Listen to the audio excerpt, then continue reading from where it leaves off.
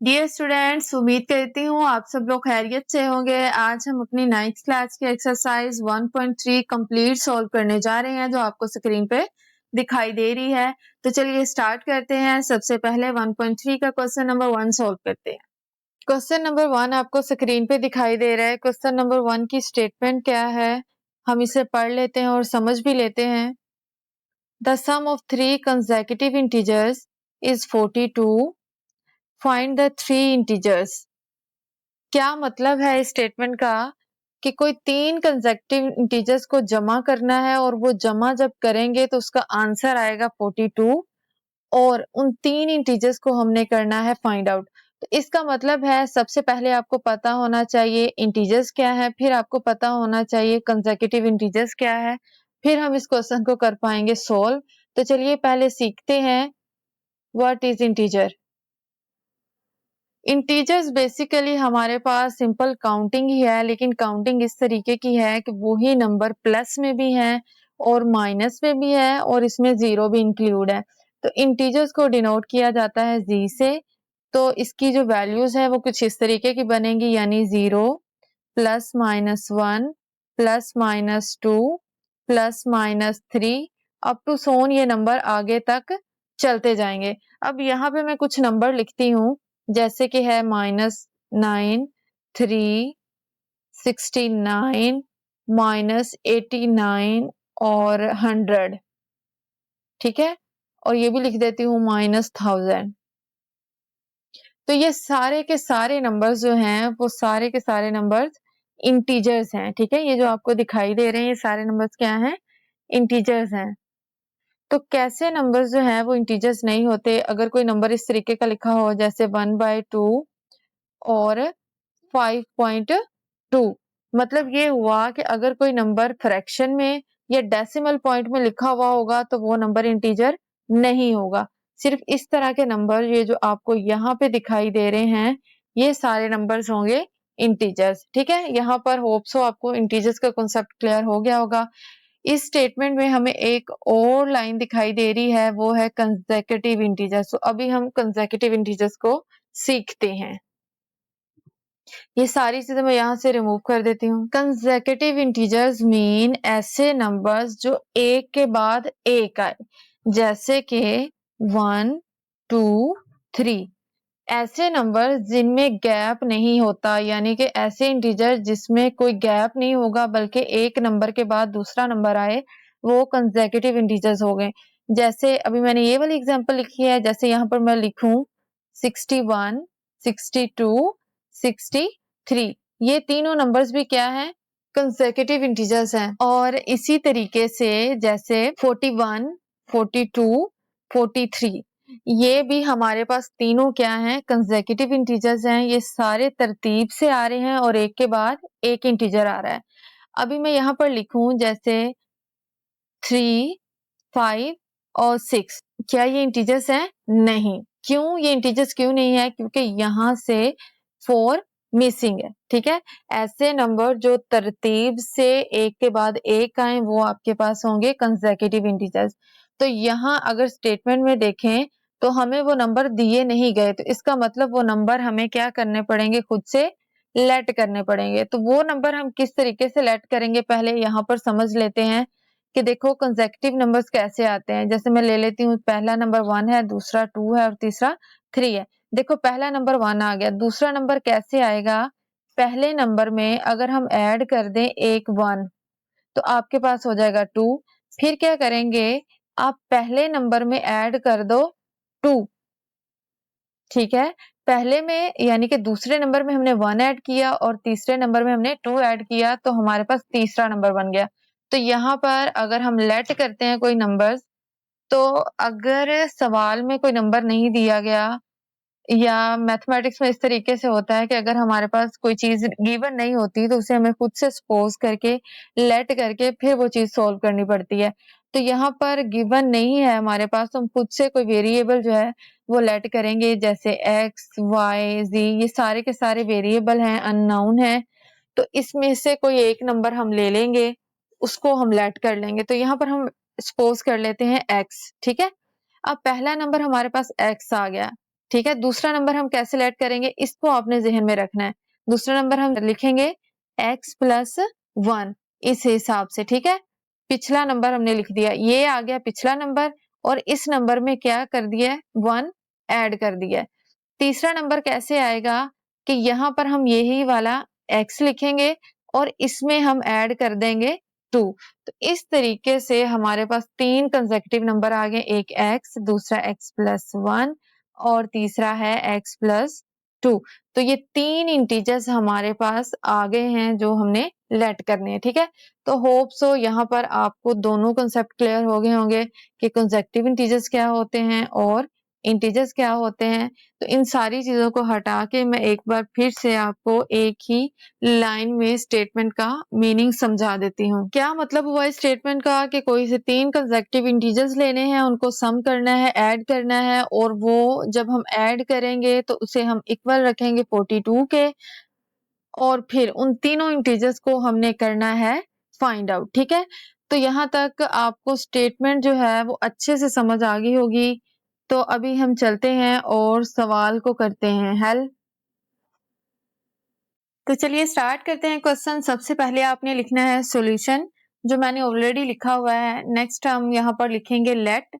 तो लेट हमने क्या करने हैं, 3 इंटीजर्स करने हैं। तो सबसे पहले हम लिखेंगे फर्स्ट इंटीजर और फर्स्ट इंटीजर हमने क्या लेना है, यहाँ पर हम लिखेंगे इक्वल और फर्स्ट इंटीजर हमने x लेना है, ठीक है। और नेक्स्ट हम लिखेंगे सेकेंड इंटीजर और यहाँ पर हम लगाएंगे इक्वल और फिर लिखेंगे x प्लस 1। ये इंटीजर्स हमने कैसे लेने हैं ये मैंने आपको पीछे डिटेल से बताया है। नेक्स्ट हम लिखेंगे थर्ड इंटीजर, यहाँ पर हम लिखेंगे इक्वल x प्लस 2। तीनों इंटीजर्स हमने कर लिए हैं लेट और नेक्स्ट हम लिखेंगे सम ऑफ 3 कंसेक्यूटिव इंटीजर्स। अब हमने इन तीनों नंबर्स को करना है ऐड। तो यहाँ पर एक लाइन लिखेंगे हम according to given condition. According to given condition का मतलब है कि सवाल में दी गई सूरत के मुताबिक, ठीक है। सवाल में क्या कहा गया है उसके मुताबिक।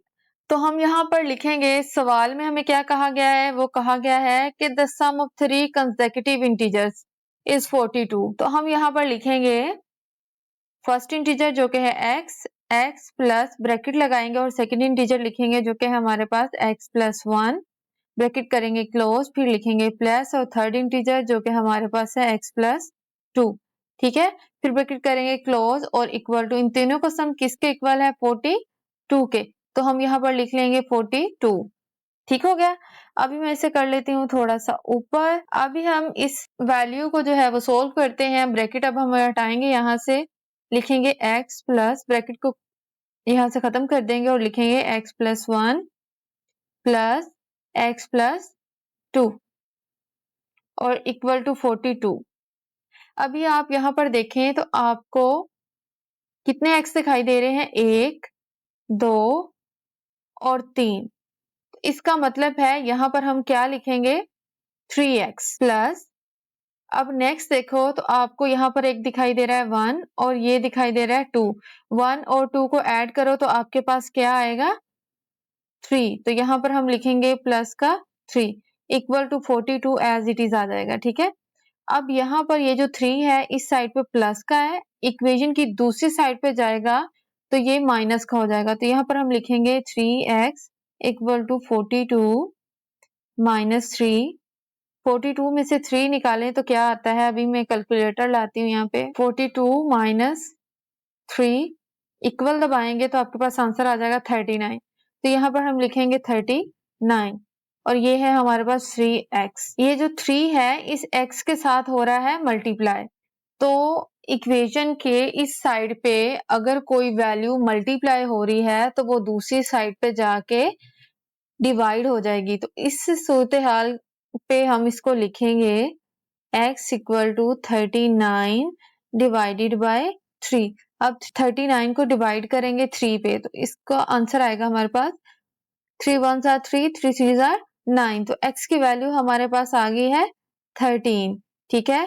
तो इस हिसाब से हमने फर्स्ट इंटीजर को कर लिया है कैलकुलेट। तो यहाँ पर हम लिखेंगे फर्स्ट इंटीजर, उसको हमने लेट किया था x के इक्वल, तो यहाँ पर हम इक्वल लगाएंगे और लिखेंगे x की वैल्यू हमारे पास क्या आ गई है, 13। नेक्स्ट हम लिखेंगे सेकेंड इंटीजर और सेकेंड इंटीजर की हमारे पास वैल्यू क्या थी, x प्लस 1, ठीक है। तो x की वैल्यू अभी हमने कैलकुलेट की, वो क्या है 13, 13 प्लस 1। तो इन दोनों को ऐड करेंगे तो आपके पास आएगा 14। नेक्स्ट हम लिखेंगे थर्ड इंटीजर, यहाँ पर हम लगाएंगे इक्वल और फिर लिखेंगे x प्लस 2।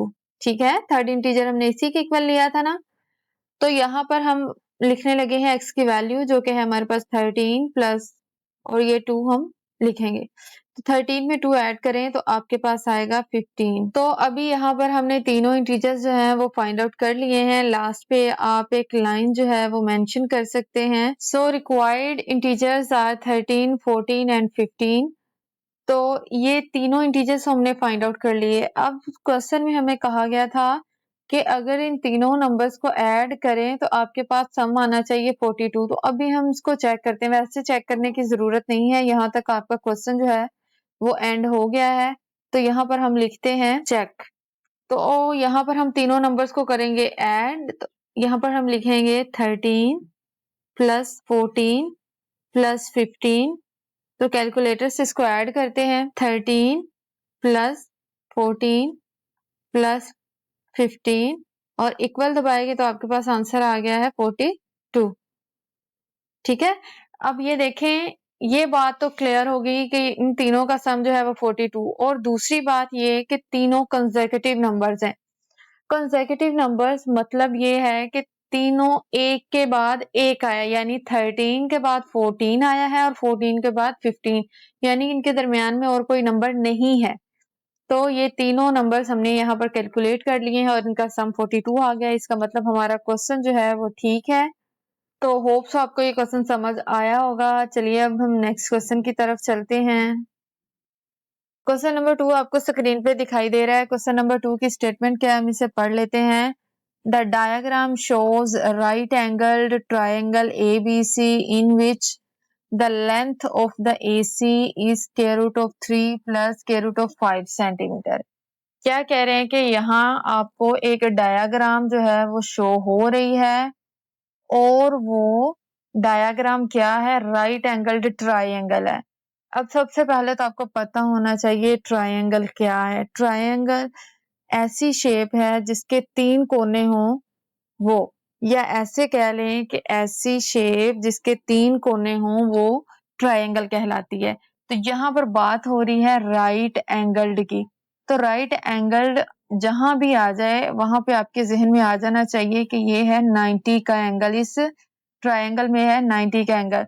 तो राइट एंगल्ड ट्राइंगल क्या बनेगी हमारे पास, ऐसी ट्राइंगल जिसमें एक एंगल 90 का हो। ठीक है, इसमें अभी मैं इसको यहाँ से हटाती हूँ और फिर नेक्स्ट आपको बताती हूँ। यहाँ पर इस ट्रायंगल में एक लेंथ दी गई है, वो लेंथ है A से C तक। ठीक है, A से C तक, और उसकी वैल्यू क्या है, square root of 3 plus square root of 5 centimetre. ठीक हो गया। इससे नेक्स्ट भी हमें एक और चीज दे दी गई है और वो है the area of triangle ABC is 1 plus square root of 15 centimetre square. अब इस ट्रायंगल का एरिया भी दिया गया। एरिया क्या होता है, किसी भी शेप का इनर पार्ट, जितना भी इनर पार्ट हो वो सारे का सारा एरिया कहलाता है। इसमें यहाँ पे अगर मैं स्क्वायर बनाऊं एक, ठीक है, तो स्क्वायर का ये जो अंदर वाला पार्ट जितना भी होगा ये होगा इस स्क्वायर का एरिया। तो यहाँ पर ये है इस ट्रायंगल का एरिया। ठीक है, एरिया भी दे दिया उन्होंने। नेक्स्ट देखें, इसे मैं कर लेती हूँ यहाँ से रिमूव। अब हमने करना क्या है, फाइंड, हमने फाइंड करना है, फाइंड द लेंथ AB। हमने A से B तक का जो डिस्टेंस है वो करना है फाइंड आउट। लेकिन वो डिस्टेंस किस फॉर्म में होना चाहिए, इस फॉर्म में, A into square root of 3 plus B into square root of 5 centimetre. ठीक हो गया। इसमें जो A आपको दिखाई दे रहा है और B दिखाई दे रहा है वो कोई से इंटीजर्स होंगे। ये जब हम क्वेश्चन सॉल्व करेंगे ना तो तब आपके आंसर में यहाँ पे कोई जो नंबर्स हैं वो आएंगे। वो जो नंबर आएंगे ना वो यहाँ पर इंटीजर्स होंगे। ठीक है, इंटीजर्स क्या होते हैं, ऐसे नंबर सिंपल काउंटिंग होती है जो इस तरह के होते हैं, 0 plus minus 1 plus minus 2 plus minus 3 up to so on, जो नंबर चलते जाएं ये है हमारे पास इंटीजर्स। इससे मैं यहाँ से हटा देती हूँ। और अभी पूरी स्टेटमेंट को मैं एक ही बारी में बताती हूँ, होप सो आपको समझ आ जाएगी इंशाल्लाह। यहाँ पर आपको एक ट्रायंगल दिखाई दे रही है और वो ट्रायंगल जो है वो राइट एंगल्ड ट्रायंगल है, यानी यहाँ पर 90 का एंगल है उसका, और इसमें एक लेंथ दे दी गई है, वो है ए से सी तक, और उसकी वैल्यू है square root of 3 plus square root of 5 centimetre, और उसका एरिया दिया गया है वो क्या है 1 plus square root of 15 centimetre square. तो यहाँ पर हमने ये वाली लेंथ जो है ए से बी तक वो फाइंड आउट करनी है, लेकिन ये लेंथ किस फॉर्म में है, इस फॉर्म में है, A into square root of 3 plus B into square root of 5 centimetre, और ए और बी यहाँ पर इंटीजर्स हैं। होप सो आपको स्टेटमेंट जो है वो समझ आ गई होगी। अब हम क्वेश्चन को सॉल्व करने की तरफ चलते हैं। तो चलिए स्टार्ट करते हैं। सबसे पहले आपने लिखना है सॉल्यूशन, जो मैंने ऑलरेडी लिखा हुआ है। तो अभी हम देखते हैं क्वेश्चन में हमें क्या चीज गिवन है। हमारे पास एक राइट ट्रायंगल है जो साइड पे आपको दिखाई दे रही है, इसमें जो लेंथ AC है उसकी वैल्यू दी गई है। अभी हम देखते हैं AC हमारे पास क्या है, ये है हमारे पास AC। तो AC इस राइट ट्रायंगल की है बेस, ठीक है, और ये जो AB है ये है राइट ट्रायंगल की हाइट। इसे हम वैसे तो परपेंडिकुलर बोलते हैं, लेकिन यहाँ हमें फॉर्मूले में, एरिया के फॉर्मूले में बेस इंटू हाइट चाहिए, तो हम इसे हाइट भी बोल सकते हैं। और इन दोनों के दरमियान में यहाँ पर है 90 का एंगल। 90 का एंगल यहाँ पर होने की वजह से ही AC को बेस का नाम दिया है, ठीक है। तो यहाँ पर अभी हम लिखते हैं base of right triangle ABC, ठीक है, वो है हमारे पास AC। यहाँ पर सिंपल AC लिखा हुआ है, लेकिन हम यहाँ पर AC नहीं लिखेंगे, बल्कि हम लिखेंगे मेजरमेंट ऑफ AC। AC लिखना बिल्कुल ठीक है, इसमें कोई गलत बात नहीं है, लेकिन ज्योमेट्री में हम साथ में मेजरमेंट का वर्ड यूज करते हैं, इसीलिए हम साथ में लिखेंगे मेजरमेंट ऑफ AC। और इसकी वैल्यू क्या है हमारे पास, वो है, ब्रैकेट लगाएंगे, square root of 3 plus square root of 5, bracket करेंगे क्लोज, और साथ में इसका यूनिट लिखेंगे सेंटीमीटर। तो लेंथ का यूनिट, लेंथ का, साइड का, हाइट का यूनिट जो है या तो मीटर में होता है या सेंटीमीटर में, तो यहाँ पर सेंटीमीटर में दिया गया। नेक्स्ट देखें, नेक्स्ट हमें दिया गया है एरिया ऑफ राइट ट्रायंगल, ठीक है।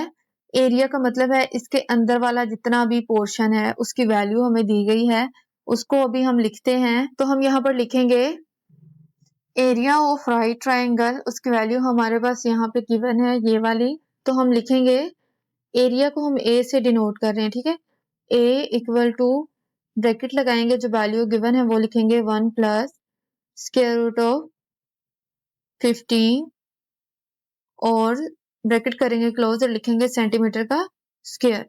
बेसिकली एरिया में दो लेंथ्स जो हैं वो मल्टीप्लाई हो रही होती हैं, इसीलिए उन दोनों लेंथ्स का हो जाता है स्क्वायर, तो इसके यूनिट के साथ भी आ जाता है स्क्वायर। अगर लेंथ मीटर में होंगी तो इसका यूनिट मीटर स्क्वायर बन जाएगा, अगर इसकी लेंथ सेंटीमीटर में होंगी तो ये इसका एरिया का यूनिट जो है वो सेंटीमीटर स्क्वायर बन जाएगा। नेक्स्ट देखें, तो स्टेटमेंट में हमारे पास क्या गिवन है, हमने फाइंड करनी है लेंथ AB, यानी कि ये वाली हाइट हमने करनी है फाइंड, ठीक है। तो इसे हम लिखेंगे, हाइट को हम लिखेंगे मेजरमेंट ऑफ AB, ठीक है, वो हमने क्या करनी है, फाइंड आउट। अभी देखें क्वेश्चन में हमारे पास क्या सिचुएशन बनती है, उसी हिसाब से हम यहाँ पर लिखेंगे अकॉर्डिंग टू गिवन कंडीशन। अभी हम इसे थोड़ा सा ऊपर कर लेते हैं। कंडीशन हमारे पास ये है कि राइट ट्रायंगल का हमारे पास एरिया दिया गया है, और इसका फॉर्मूला क्या है वो आपने छोटी क्लासेस में भी पढ़ा हुआ है। अगर नहीं भी पढ़ा, नहीं भी याद, तो कोई बात नहीं, आप अभी इसको याद कर सकते हो। तो राइट ट्रायंगल का जो फॉर्मूला है एरिया का, वो है A equal to 1/2 multiply by base into height. अब एरिया के फॉर्मूला में हमने बेस और हाइट को जिससे डिनोट किया है वो लिखेंगे, एरिया को भी हम ए ही रहने देंगे, इक्वल टू 1/2, बेस हमने यहाँ पर किससे डिनोट किया है, मेजरमेंट ऑफ AC से, तो यहाँ पर हम लिखेंगे measurement of AC multiply by height, हमारे पास क्या है, मेजरमेंट ऑफ AB, तो यहाँ पर हम लिखेंगे मेजरमेंट ऑफ AB। ठीक है, यहाँ पर आप कर देंगे ब्रैकेट क्लोज। अब देखें एरिया ऑफ ट्रायंगल ABC जिसे हमने A से डिनोट किया है उसकी वैल्यू हमारे पास क्या है, वो है, इसके लिए हम ब्रैकेट लगाएंगे और लिखेंगे 1 plus square root of 15 bracket करेंगे क्लोज और लिखेंगे सेंटीमीटर स्क्वायर इक्वल टू 1/2। यहाँ पर हम लगाएंगे बड़ी ब्रैकेट क्योंकि छोटी ब्रैकेट हमने अंदर यूज करनी है ना।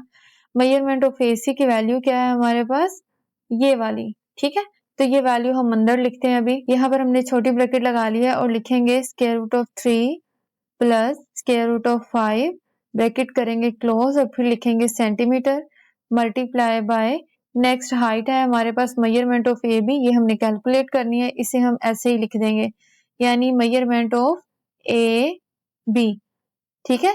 यहाँ पर एक छोटी ब्रैकेट दोनों पे लगाएंगे और फिर इसको बड़ी ब्रैकेट से क्लोज कर देंगे। नेक्स्ट स्टेप में मैं जो यूनिट है उसको साथ नहीं लेके चल रही, उसको मैं आपको लास्ट पे बता दूंगी कि हमने इसके यूनिट्स को साथ क्यों नहीं लेके गए, या हमें पता चल जाएगा जो हाइट का यूनिट है वो लेंथ वाला यूनिट ही आएगा हमारे पास सेंटीमीटर, तो हम वही लिख देंगे। तो ये किस तरीके से कैंसिल होगा ये मैं आपको लास्ट पे बता दूंगी। तो अभी हम क्वेश्चन सोल्व करने के लिए यूनिट को एक साइड पे रख देते हैं और सिंपल क्वेश्चन को सोल्व करते हैं।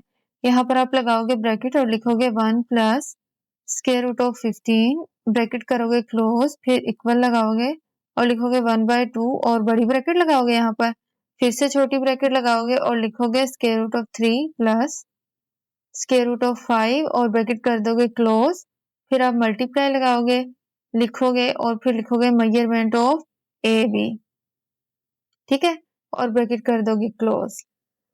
इसे मैं थोड़ा सा ऊपर कर लेती हूँ। ये 2 जो है इस साइड पे हो रहा है डिवाइड, जब हम इसे दूसरी साइड पे लेके जाएंगे तो ये हो जाएगा मल्टीप्लाई, ठीक है। तो अभी इसको दूसरी साइड पे जाके हम मल्टीप्लाई करते हैं। तो यहाँ पर हम लिखेंगे 2 into 1 plus square root of 15 bracket कर देंगे क्लोज इक्वल टू, अब हमारे पास सिंपल रह गया है square root of 3 plus square root of 5 bracket close करेंगे और मल्टीप्लाई लिखेंगे और लिखेंगे मेजरमेंट ऑफ AB, ठीक है। अभी अगर आप यहाँ पे देखें तो आपको ये दोनों नंबर क्या हैं, मल्टीप्लाई होते हुए दिखाई दे रहे हैं, ठीक है। अगर हम इस नंबर को दूसरी साइड पे लेके जाएं तो क्या होगा, ये नंबर इधर मल्टीप्लाई हो रहा है दूसरी साइड पे जाके डिवाइड हो जाएगा। तो अभी हम इसको लिखते हैं दूसरी साइड पे, यहाँ पर हम लिखेंगे 2 into 1 plus square root of 15 bracket करेंगे क्लोज डिवाइडेड बाय, फिर से ब्रैकेट लगाएंगे और लिखेंगे square root of 3 plus square root of 5 bracket करेंगे क्लोज और इक्वल टू हमारे पास आ जाएगा मेजरमेंट ऑफ AB, ठीक है। अभी आपको मालूम होगा कि अगर कोई वैल्यू इस तरीके से लिखी हो जैसे कि 7 इक्वल टू x, तो हम इसको इस तरीके से भी लिख सकते हैं x इक्वल टू 7, दोनों तरीके ही ठीक है, ठीक है। तो इस क्वेश्चन को हमने सोल्व करने के लिए इस तरीके में ले आते हैं, ठीक है। इसे हम लिख लेते हैं measurement of AB equal to 2 into 1 plus square root of 15 divided by, bracket लगाएंगे और लिखेंगे square root of 3 plus square root of 5 और ब्रैकेट करेंगे क्लोज। अभी यहाँ पर आपके क्वेश्चन में अगर हम दोबारा देखें तो हमें यहाँ पर एक चीज दिखाई दे रही है, वो ये कि उन्होंने कहा कि जो AB की आपने लेंथ कैलकुलेट करनी है ना, वो इस फॉर्म में होनी चाहिए, यानी A square root of 3 plus B square root of 5। तो इस फॉर्म में लाने के लिए हमें क्या करना पड़ेगा, इस फॉर्म में लाने के लिए ये मैं साइड पे लिख भी लेती हूँ, फिर मैं बताती हूँ कि इस फॉर्म में लाने के लिए हमें कौन सा मेथड यूज करना पड़ेगा। मैं इसे थोड़ा सा ऊपर कर लेती हूँ। देखें उन्होंने कहा है कि ये इसका आंसर आपके पास आना चाहिए A square root of 3 plus B square root of 5, इस फॉर्म में इसका आंसर आना चाहिए। इस फॉर्म में इसका आंसर तभी आएगा जब हम इसे करेंगे रैशनलाइज। तो रैशनलाइज का तरीका क्या है, डिनोमिनेटर के कॉन्जुगेट से हमें मल्टीप्लाई भी करना होता है उस वैल्यू को और डिवाइड भी करना पड़ता है। तो डिनोमिनेटर हमारे पास ये है, ठीक है। नेक्स्ट पहले हम ये वाला स्टेप जो है वो लिख लेते हैं, measurement of AB equal to 2 into 1 plus square root of 15 bracket करेंगे close divided by square root of 3 plus square root of 5। ठीक है, अभी क्या करना होता है रेशनलाइजिंग में, जो डिनोमिनेटर होता है उसके कॉन्जुगेट से मल्टीप्लाई भी करना होता है और डिवाइड भी करना होता है। तो डिनोमिनेटर हमारे पास ये है square root of 3 plus square root of 5। ठीक है, इसका कॉन्जुगेट क्या बनेगा हमारे पास, वो बनेगा square root of 3 minus square root of 5। ठीक है, इसके साथ अभी हमें मल्टीप्लाई भी करना है और डिवाइड भी करना है, तो यहाँ पर हम लिखेंगे मल्टीप्लाई और ऊपर लिखेंगे square root of 3 minus square root of 5 divided by square root of 3 minus square root of 5। अब ऊपर वाली रकम को ऊपर वाली के साथ मल्टीप्लाई करेंगे और नीचे वाली रकम को नीचे वाली के साथ। यहाँ पर हम लिखेंगे 2 ब्रैकेट लगाएंगे और लिखेंगे 1 plus square root of 15 bracket करेंगे क्लोज, फिर से ब्रैकेट लगाएंगे और लिखेंगे square root of 3 minus square root of 5 और ब्रैकेट कर देंगे क्लोज। फिर हम करेंगे डिवाइडेड बाय, ये दोनों भी मल्टीप्लाई हो रहे हैं तो इसे हम लिखेंगे ब्रैकेट लगाएंगे और लिखेंगे square root of 3 plus square root of 5 bracket करेंगे क्लोज, फिर से ब्रैकेट लगाएंगे और फिर लिखेंगे square root of 3 minus square root of 5 और ब्रैकेट कर देंगे क्लोज। ठीक है, ऊपर वाले पोर्शन को किस तरीके से मल्टीप्लाई करना है, 2 को अभी हम अंदर मल्टीप्लाई नहीं करेंगे, उसको 2 को हम बाहर ही रहने देंगे। मे भी नीचे वाले पोर्शन से कोई ऐसा नंबर आ जाए जो 2 को कटिंग कर दे, अगर ना भी कटिंग किया तो हम बाद में अंदर मल्टीप्लाई कर देंगे। अब इन दोनों नंबर्स को आपस में मल्टीप्लाई करना है, तो कैसे करना है, इसको इसके साथ भी मल्टीप्लाई करना है और इस 1 को इसके साथ भी मल्टीप्लाई करना है। ठीक है, तो अभी हम करते हैं, 2 हम एज इट इज रहने देंगे, ब्रैकेट लगाएंगे, 1 को स्क्वायर रूट ऑफ 3 से मल्टीप्लाई करेंगे तो आएगा स्क्वायर रूट ऑफ 3, फिर 1 को माइनस स्क्वायर रूट ऑफ 5 से करेंगे तो आंसर आएगा माइनस स्क्वायर रूट ऑफ 5। फिर अब हमने क्या करना है, अब हमने मल्टीप्लाई करना है स्क्वायर रूट ऑफ 15 को स्क्वायर रूट ऑफ 3 के साथ और फिर करना है स्क्वायर रूट ऑफ 15 को स्क्वायर रूट ऑफ 5 के साथ मल्टीप्लाई। तो चलिए करते हैं, पहले हम इसको लिख लेते हैं square root of 15 multiply by square root of 3। ये देखो नेक्स्ट में ये प्लस है और ये माइनस है, प्लस माइनस माइनस, तो यहाँ पर हम साइन लगाएंगे माइनस का और यहाँ पर लिखेंगे square root of 15 multiply by square root of 5। ठीक है, डिवाइड और ब्रैकेट लगाएंगे, यहाँ पर ब्रैकेट को क्लोज कर देंगे और डिवाइडेड बाय, अब इस पोर्शन को मल्टीप्लाई करना है। तो यहाँ पे एक फॉर्मूला अप्लाई हो रहा है, वो फॉर्मूला हमारे पास क्या है कि अगर कोई दो नंबर इस तरीके के लिखे हों और आपको पता होना चाहिए कि a plus B into a minus b, तो इसे आप लिख सकते हो a square minus b square. ठीक है, तो अभी हम यहाँ पर यही फॉर्मूला अप्लाई करने लगे हैं।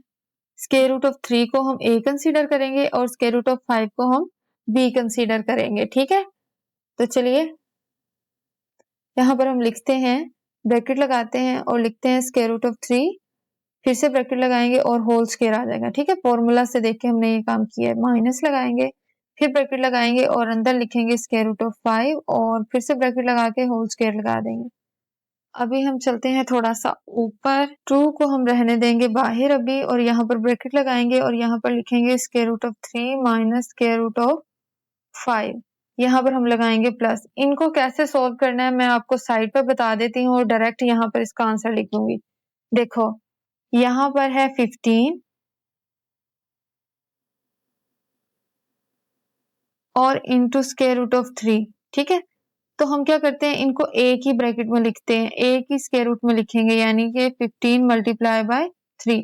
अब 15 को अगर हम ब्रेक डाउन करें तो 5 3 15, तो 5 मल्टीप्लाई बाय 3 मल्टीप्लाई बाय 3, तो ये आपके पास हो जाएगा 5 मल्टीप्लाई बाय 3 का स्क्वायर। ठीक है, तो अब ये क्या हो जाएगा, जो स्क्वायर वाली वैल्यू है वो बाहर चले जाएगी। कैसे, इसे हम करेंगे स्क्वायर रूट ऑफ 5 और इसे हम लिखेंगे स्क्वायर रूट ऑफ 3 का होल स्क्वायर, ये इससे कट जाएगा और ये आपके पास आ जाएगा 3 स्क्वायर रूट ऑफ 5।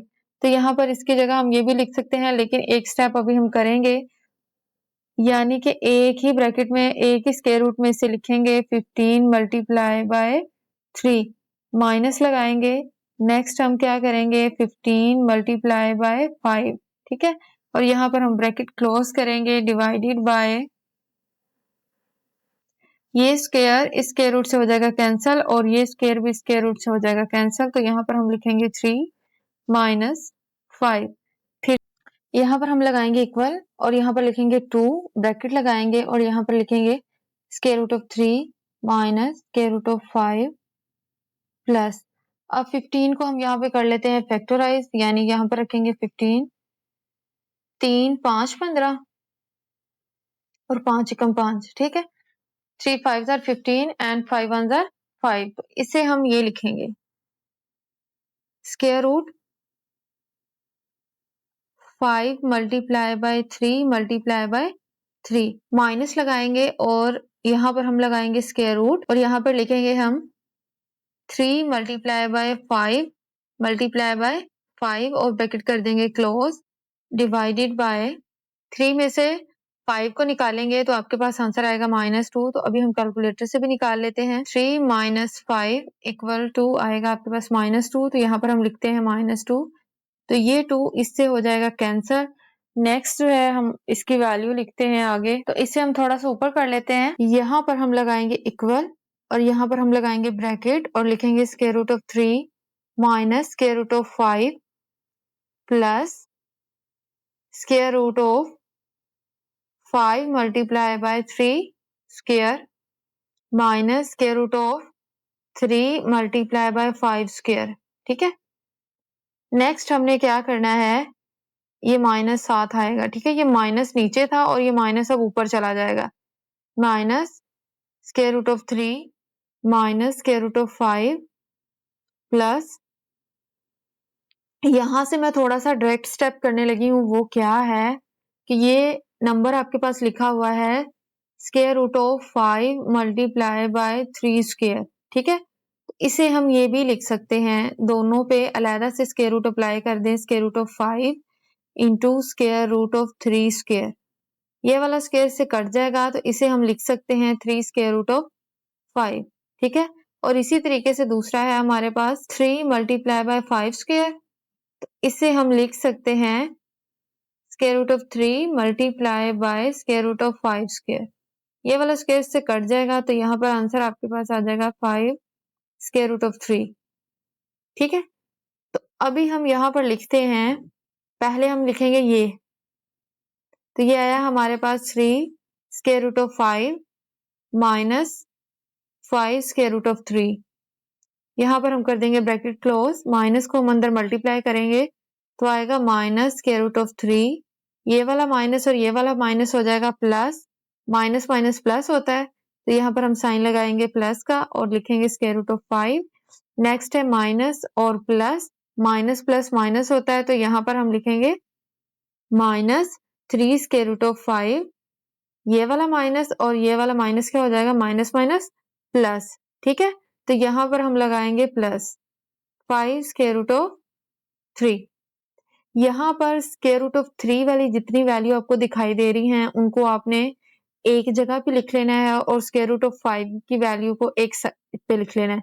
तो यहाँ पर मुझे स्क्वायर रूट ऑफ 3 की ये और ये वैल्यू दिखाई दे रही है तो इसे मैं एक साइड पे लिखने लगी हूँ, यानी कि 5 square root of 3 minus square root of 3, ठीक है। दूसरी साइड पे है plus square root of 5 minus 3 square root of, अभी आप यहाँ पर देखो दोनों में आपको स्क्वायर रूट ऑफ 3 दिखाई दे रहा है, ठीक है। तो यहाँ से हम स्क्वायर रूट ऑफ 3 को ले लेंगे कॉमन, यहाँ इस साइड पे मैं लेने लगी हूँ स्क्वायर रूट ऑफ 3 को कॉमन, यहाँ पर ब्रैकेट लगा लेते हैं और यहाँ पर भी लिखते हैं 5 माइनस 1, यानी स्क्वायर रूट ऑफ 3 अंदर से कॉमन आया तो यहाँ पर बचा 5 और यहाँ पर ये बाहर चला गया तो सिंपल बचा यहाँ पर 1, ठीक हो गया। प्लस इसी तरीके से यहाँ पर आप ब्रैकेट लगा लो और यहाँ पर लिख लो स्क्वायर रूट ऑफ 5। तो यहाँ पर आपके पास बचा 1 माइनस यहाँ पर कितना बचा 3, ठीक है। तो ये हमारे पास अगर हम अंदर मल्टीप्लाई करेंगे ना इन्हें तो फिर से वही वाली फॉर्म बन जाएगी जो ऊपर बनी हुई है। तो अभी मैं इसे थोड़ा सा और ऊपर करने लगी हूँ। तो 5 में से आप 1 माइनस करोगे तो आपके पास क्या बचेगा 4, 5 में से 1 निकालोगे तो पीछे हमारे पास क्या बचेगा 4, ठीक है। 4 स्क्वायर रूट ऑफ 3 प्लस, अब देखो 1 माइनस 3, 3 में से 1 निकाले तो 2 बचते हैं, बड़ी रकम के साथ माइनस है तो वो माइनस आ जाएगा। अगर आपको ऐसे नहीं पता चला तो कैलकुलेटर से हम उसको निकाल लेते हैं। 1 माइनस 3, ठीक है, इक्वल दबाओ तो क्या आंसर आ रहा है, -2। तो यहाँ पर आप लिखोगे -2, ब्रैकेट लगाओगे, लिखोगे square root of 5 equal to 4 square root of 3 minus 2 square root of 5। तो यहाँ पर हमने हाइट जो है वो कैलकुलेट कर ली है, मेजरमेंट ऑफ ए बी हमने कैलकुलेट कर लिया है, और इसी फॉर्म में हमें चाहिए था। सेंटीमीटर आप साथ लगा देंगे। अभी मैं आपको बताती हूँ इसका यूनिट सेंटीमीटर हम क्यों साथ लगाया। अभी देखो, सबसे पहले तो हम ये देखते हैं कि हमें यहाँ पर इस फॉर्म में चाहिए था इसका आंसर, ठीक है, इस फॉर्म में चाहिए था, तो इसी फॉर्म में इसका आंसर आया है, ठीक है। तो अभी अगर हम देखते हैं इसे, इसी फॉर्म में इसका आंसर आया है। तो अभी हमने ऊपर स्टार्टिंग में ना सेंटीमीटर इसलिए नहीं लगाया था क्योंकि हमें क्वेश्चन जो है ना वो सोल्व करना थोड़ा सा डिफिकल्ट हो जाना था। तो यहाँ पर हमने हाइट कैलकुलेट की है। हाइट का यूनिट भी या तो मीटर होता है या फिर सेंटीमीटर होता है। तो हमारे क्वेश्चन में जो बेस थी उसका यूनिट सेंटीमीटर था और जो एरिया था उसका यूनिट था सेंटीमीटर स्क्वायर। उसी हिसाब से इसका यूनिट जो है वो सेंटीमीटर आ गया। अभी देखो, एरिया का जो यूनिट था हमारे पास वो था सेंटीमीटर स्क्वायर, ठीक है, और बेस का जो यूनिट था वो था सेंटीमीटर। इसके साथ मल्टीप्लाई हो रही थी हाइट, हाइट हमने कैलकुलेट करना था। अब ये इसके साथ हो रहा है मल्टीप्लाई, तो ये दूसरी साइड पे जाके हो जाएगा डिवाइड, तो ये हो जाएगा centimetre square divided by centimetre. ये 2 सेंटीमीटर 1 सेंटीमीटर से कट जाएगा, तो हाइट का यूनिट आपके पास क्या बच जाएगा, सिर्फ सेंटीमीटर, ठीक है। तो आपने इसके साथ सिर्फ लगा देना है सेंटीमीटर। तो होप सो आपको ये क्वेश्चन समझ आया होगा। यहाँ पर हमारा क्वेश्चन जो है वो एंड हो गया है। क्वेश्चन काफी लेंथी था। उम्मीद करती हूँ आपको समझ जरूर आया होगा। तो अभी हम चलते हैं नेक्स्ट क्वेश्चन की तरफ। क्वेश्चन नंबर 3 आपको स्क्रीन पे दिखाई दे रहा है। क्वेश्चन नंबर 3 की स्टेटमेंट क्या है, आइए हम इसे पढ़ लेते हैं और समझ भी लेते हैं। A rectangle has sides of length this and this, ठीक है। क्या मतलब है स्टेटमेंट का, एक रेक्टेंगल की साइड्स की लेंथ दे दी गई है। एक लेंथ है 2 plus square root of 18 metre और दूसरी है 5 minus 4 divided by square root of 2 metre, ठीक है। अब रेक्टेंगल क्या है, रेक्टेंगल एक इस तरह की शेप है जो यहाँ पे मैं बनाने लगी हूँ।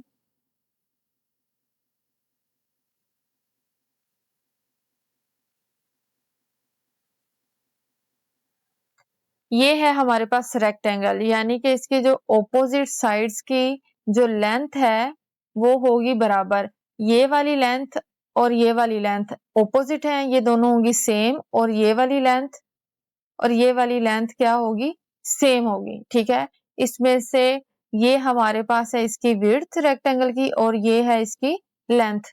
इन लेंथ्स को हम अपनी मर्जी से जहां मर्जी रख सकते हैं क्योंकि उन्होंने खुद नहीं बताया, ठीक है। एक लेंथ को हम इस साइड पे लिख लेते हैं 2 प्लस स्क्वायर रूट ऑफ 18 और दूसरी साइड पे हम लिख लेते हैं 5 minus 4 divided by square root of 2, ठीक है। ये हमने अपनी मर्जी से लिखा है। आप इसको यहाँ और इसको यहाँ भी कंसीडर कर सकते हैं, कोई फर्क नहीं पड़ता क्योंकि उसने खुद तो हमें बताया नहीं है, हमने खुद से ही सपोज करना है इसे। तो ये हमने लेंथ और विड्थ। अब नेक्स्ट वो क्या कह रहा है, express the area of the rectangle in the form of a plus b square root of 2, ठीक है, where a and b are the integers। express mean के आप सादा लफ्जों में कहें तो यहाँ पर हमने एरिया करना है फाइंड आउट रेक्टेंगल का, और एरिया जो आना है वो किस फॉर्म में आएगा, इस फॉर्म में a plus B square root of 2, और यहाँ पर जो a और b है वो दो इंटीजर्स हैं, ठीक है। एरिया मैंने पिछले पार्ट में भी आपको बताया, एक शेप का अंदर वाला जितना पार्ट होता है वो उसका कहलाता है एरिया, ठीक है। तो इस ट्रायंगल का जितना भी अंदर वाला पार्ट होगा, इंटीरियर पार्ट होगा, वो सारे का सारा कहलाएगा एरिया, कहलाएगा इस रेक्टेंगल का, ठीक है। होप सो यहाँ पर आपको समझ आ गई होगी स्टेटमेंट की। तो यहाँ पर मैं आपको बताती चलूं कि जो रेक्टेंगल का एरिया का फॉर्मूला होता है वो ये होता है, ठीक है। A equal to L cross W. L यहाँ पर है लेंथ और डब्ल्यू यहाँ पर है विड्थ। ठीक है, तो ये फॉर्मूला लगा के हम जो है इस क्वेश्चन को जो है वो सॉल्व करेंगे। तो अभी मैं एक ही बारी में आपको पूरी स्टेटमेंट समझा देती हूँ। एक रेक्टेंगल की साइड्स दे दी गई हैं, वो 2 साइड्स हैं, ठीक है? उसे हमने खुद से सपोज कर लेना है कि एक लेंथ है और दूसरी विड्थ है, और नेक्स्ट हमने इसका एरिया फाइंड आउट करना है, और एरिया जो हमने फाइंड आउट करना है वो a plus B square root of 2 की फॉर्म में करना है। यहाँ पर a और b कोई से इंटीजर्स हैं, ठीक है? तो अब ये सारी चीजें मैं यहाँ से हटा देती हूँ। ये सारी चीजें मैंने यहाँ से हटा दी हैं, तो अब हम क्वेश्चन को सॉल्व करने की तरफ चलते हैं। तो चलिए स्टार्ट करते हैं। सबसे पहले आप लिखोगे सॉल्यूशन, मैंने ऑलरेडी लिखा हुआ है यहाँ पर। और नेक्स्ट हम देखते हैं हमारे पास क्वेश्चन में क्या चीज गिवन है। देखें, हमारे पास रेक्टेंगल की साइड्स गिवन है। फर्स्ट साइड हमारे पास ये है और सेकंड साइड हमारे पास ये है, लेकिन क्वेश्चन में ये नहीं बताया गया कि इन दोनों में से कौन से वाली साइड जो है वो लेंथ है रेक्टेंगल की और कौन सी साइड जो है वो विड्थ है रेक्टेंगल की। तो अभी हम क्या करेंगे, खुद सेलेक्ट करेंगे कि एक साइड को हम लेंथ बना देंगे और एक साइड को विड्थ बना देंगे। तो अभी हम यहाँ पर लिखेंगे लेट अभी हमने क्या करना है, लेंथ और विड्थ। तो यहाँ पर हम लिखेंगे late length of a rectangle, इसको हम एल से डिनोट कर रहे हैं और इसकी वैल्यू हम इन दोनों में से कोई एक ले लेंगे, ठीक है? तो फर्स्ट वाली वैल्यू को हम लेंथ कंसीडर कर लेते हैं और सेकंड वाली वैल्यू को हम विड्थ कंसीडर कर लेते हैं। तो लेंथ की वैल्यू क्या है हमारे पास, इक्वल लगाएंगे और यहाँ पर हम लिखेंगे ब्रैकेट लगाएंगे और ये वाली वैल्यू लिखेंगे 2 प्लस स्क्वायर रूट ऑफ 18 और ब्रैकेट करेंगे क्लोज, और इसका यूनिट हमें दिया गया मीटर, तो ये मीटर हम साथ ही लिखेंगे। देखिए, लेंथ का यूनिट या तो मीटर होता है या सेंटीमीटर होता है, तो यहाँ पर उन्होंने मीटर दिया है, हम मीटर लिखेंगे, ठीक है?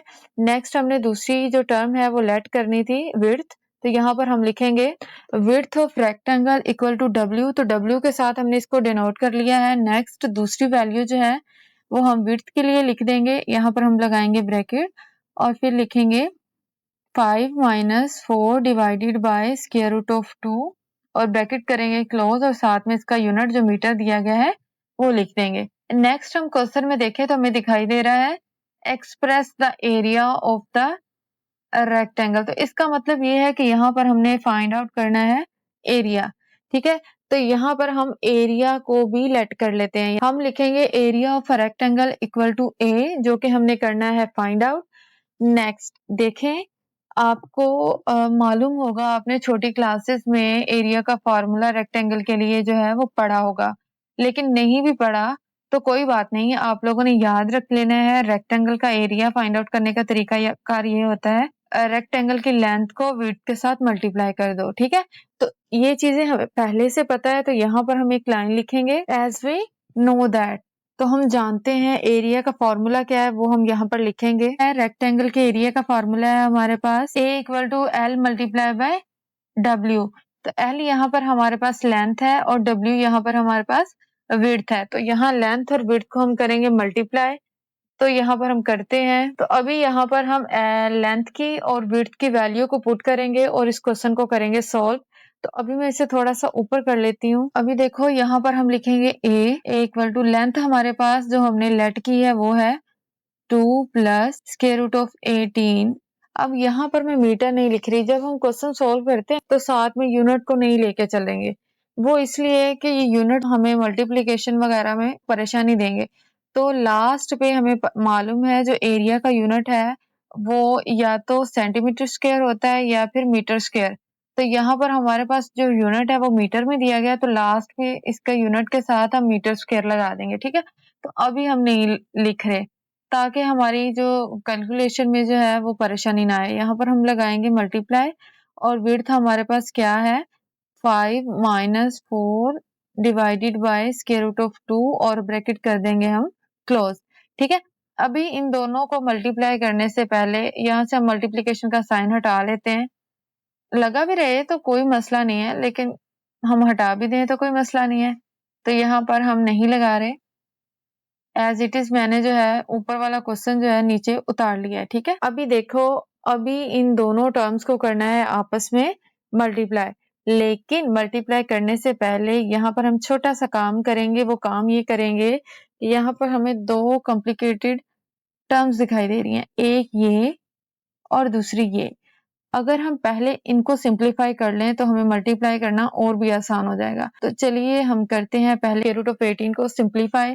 तो यानी हम 18 को करेंगे फैक्टराइज। यहाँ पर हम लिखेंगे 18 2 के टेबल पे, क्योंकि ये इवन नंबर है तो 2 पे चला जाएगा। 2 9s are 18, 3 3s are 9, 3 1s are 3। ठीक हो गया। अब देखें कितनी बार 2 आया, एक बार 2 आया है और दो बारी। यहाँ पर हम लिखेंगे इक्वल, ब्रैकेट लगाएंगे, लिखेंगे 2 प्लस स्क्वायर रूट ऑफ 18 को अभी हमने इसमें से 18 को अभी हमने फैक्टराइज किया है, वही वाली वैल्यू रखेंगे। एक बारी 2 आया है और दो बारी हमारे पास 3 आया है। इसको हम मल्टीप्लाई करेंगे और लिखेंगे 3 स्क्वायर और ब्रैकेट कर देंगे क्लोज। ठीक है, फिर से हम ब्रैकेट लगाएंगे, लिखेंगे 5 माइनस। अब इस टर्म को हम करने लगे हैं सिंप्लीफाई। वो कैसे, अभी मैं आपको बताती हूँ। देखो, इस टर्म को अभी हम लिख सकते हैं 2 multiply by 2 divided by square root of 2। ठीक है, तो इसे हम इस तरीके से भी लिख सकते हैं 2 multiply by 2 divided by square root of 2। आपने एक बात याद रखनी है कि अगर आपके पास कोई नंबर इस तरीके का लिखा हो, यानी a divided by square root of a, तो इसका आंसर आपके पास आएगा स्क्वायर रूट ऑफ a। ठीक है, वो कैसे, अभी मैं इस पोर्शन को सॉल्व करके बता रही हूँ। ठीक है, इसमें से अभी मैं ले रही हूँ इतना पोर्शन। ठीक है, इतने पोर्शन को मैं करने लगी हूँ यहाँ पे सोल्व। देखो, ये जो 2 है हमारे पास, इस 2 को हम दो बार square root of 2 square multiply by square root of 2 लिख सकते हैं। वो कैसे, अब ये कैसे लिखेंगे, अभी यहाँ पर अगर देखो आप कि आपके पास 2 है, 2 इक्वल आएगा, यहाँ पर हमारे पास है square root of 2 multiply by square root of 2। यहाँ एक स्क्वायर रूट लगाएंगे, 2 दो बार ही है तो इसका स्क्वायर लगा देंगे, स्क्वायर स्क्वायर से कट जाएगा, आंसर आपके पास क्या बचा, 2।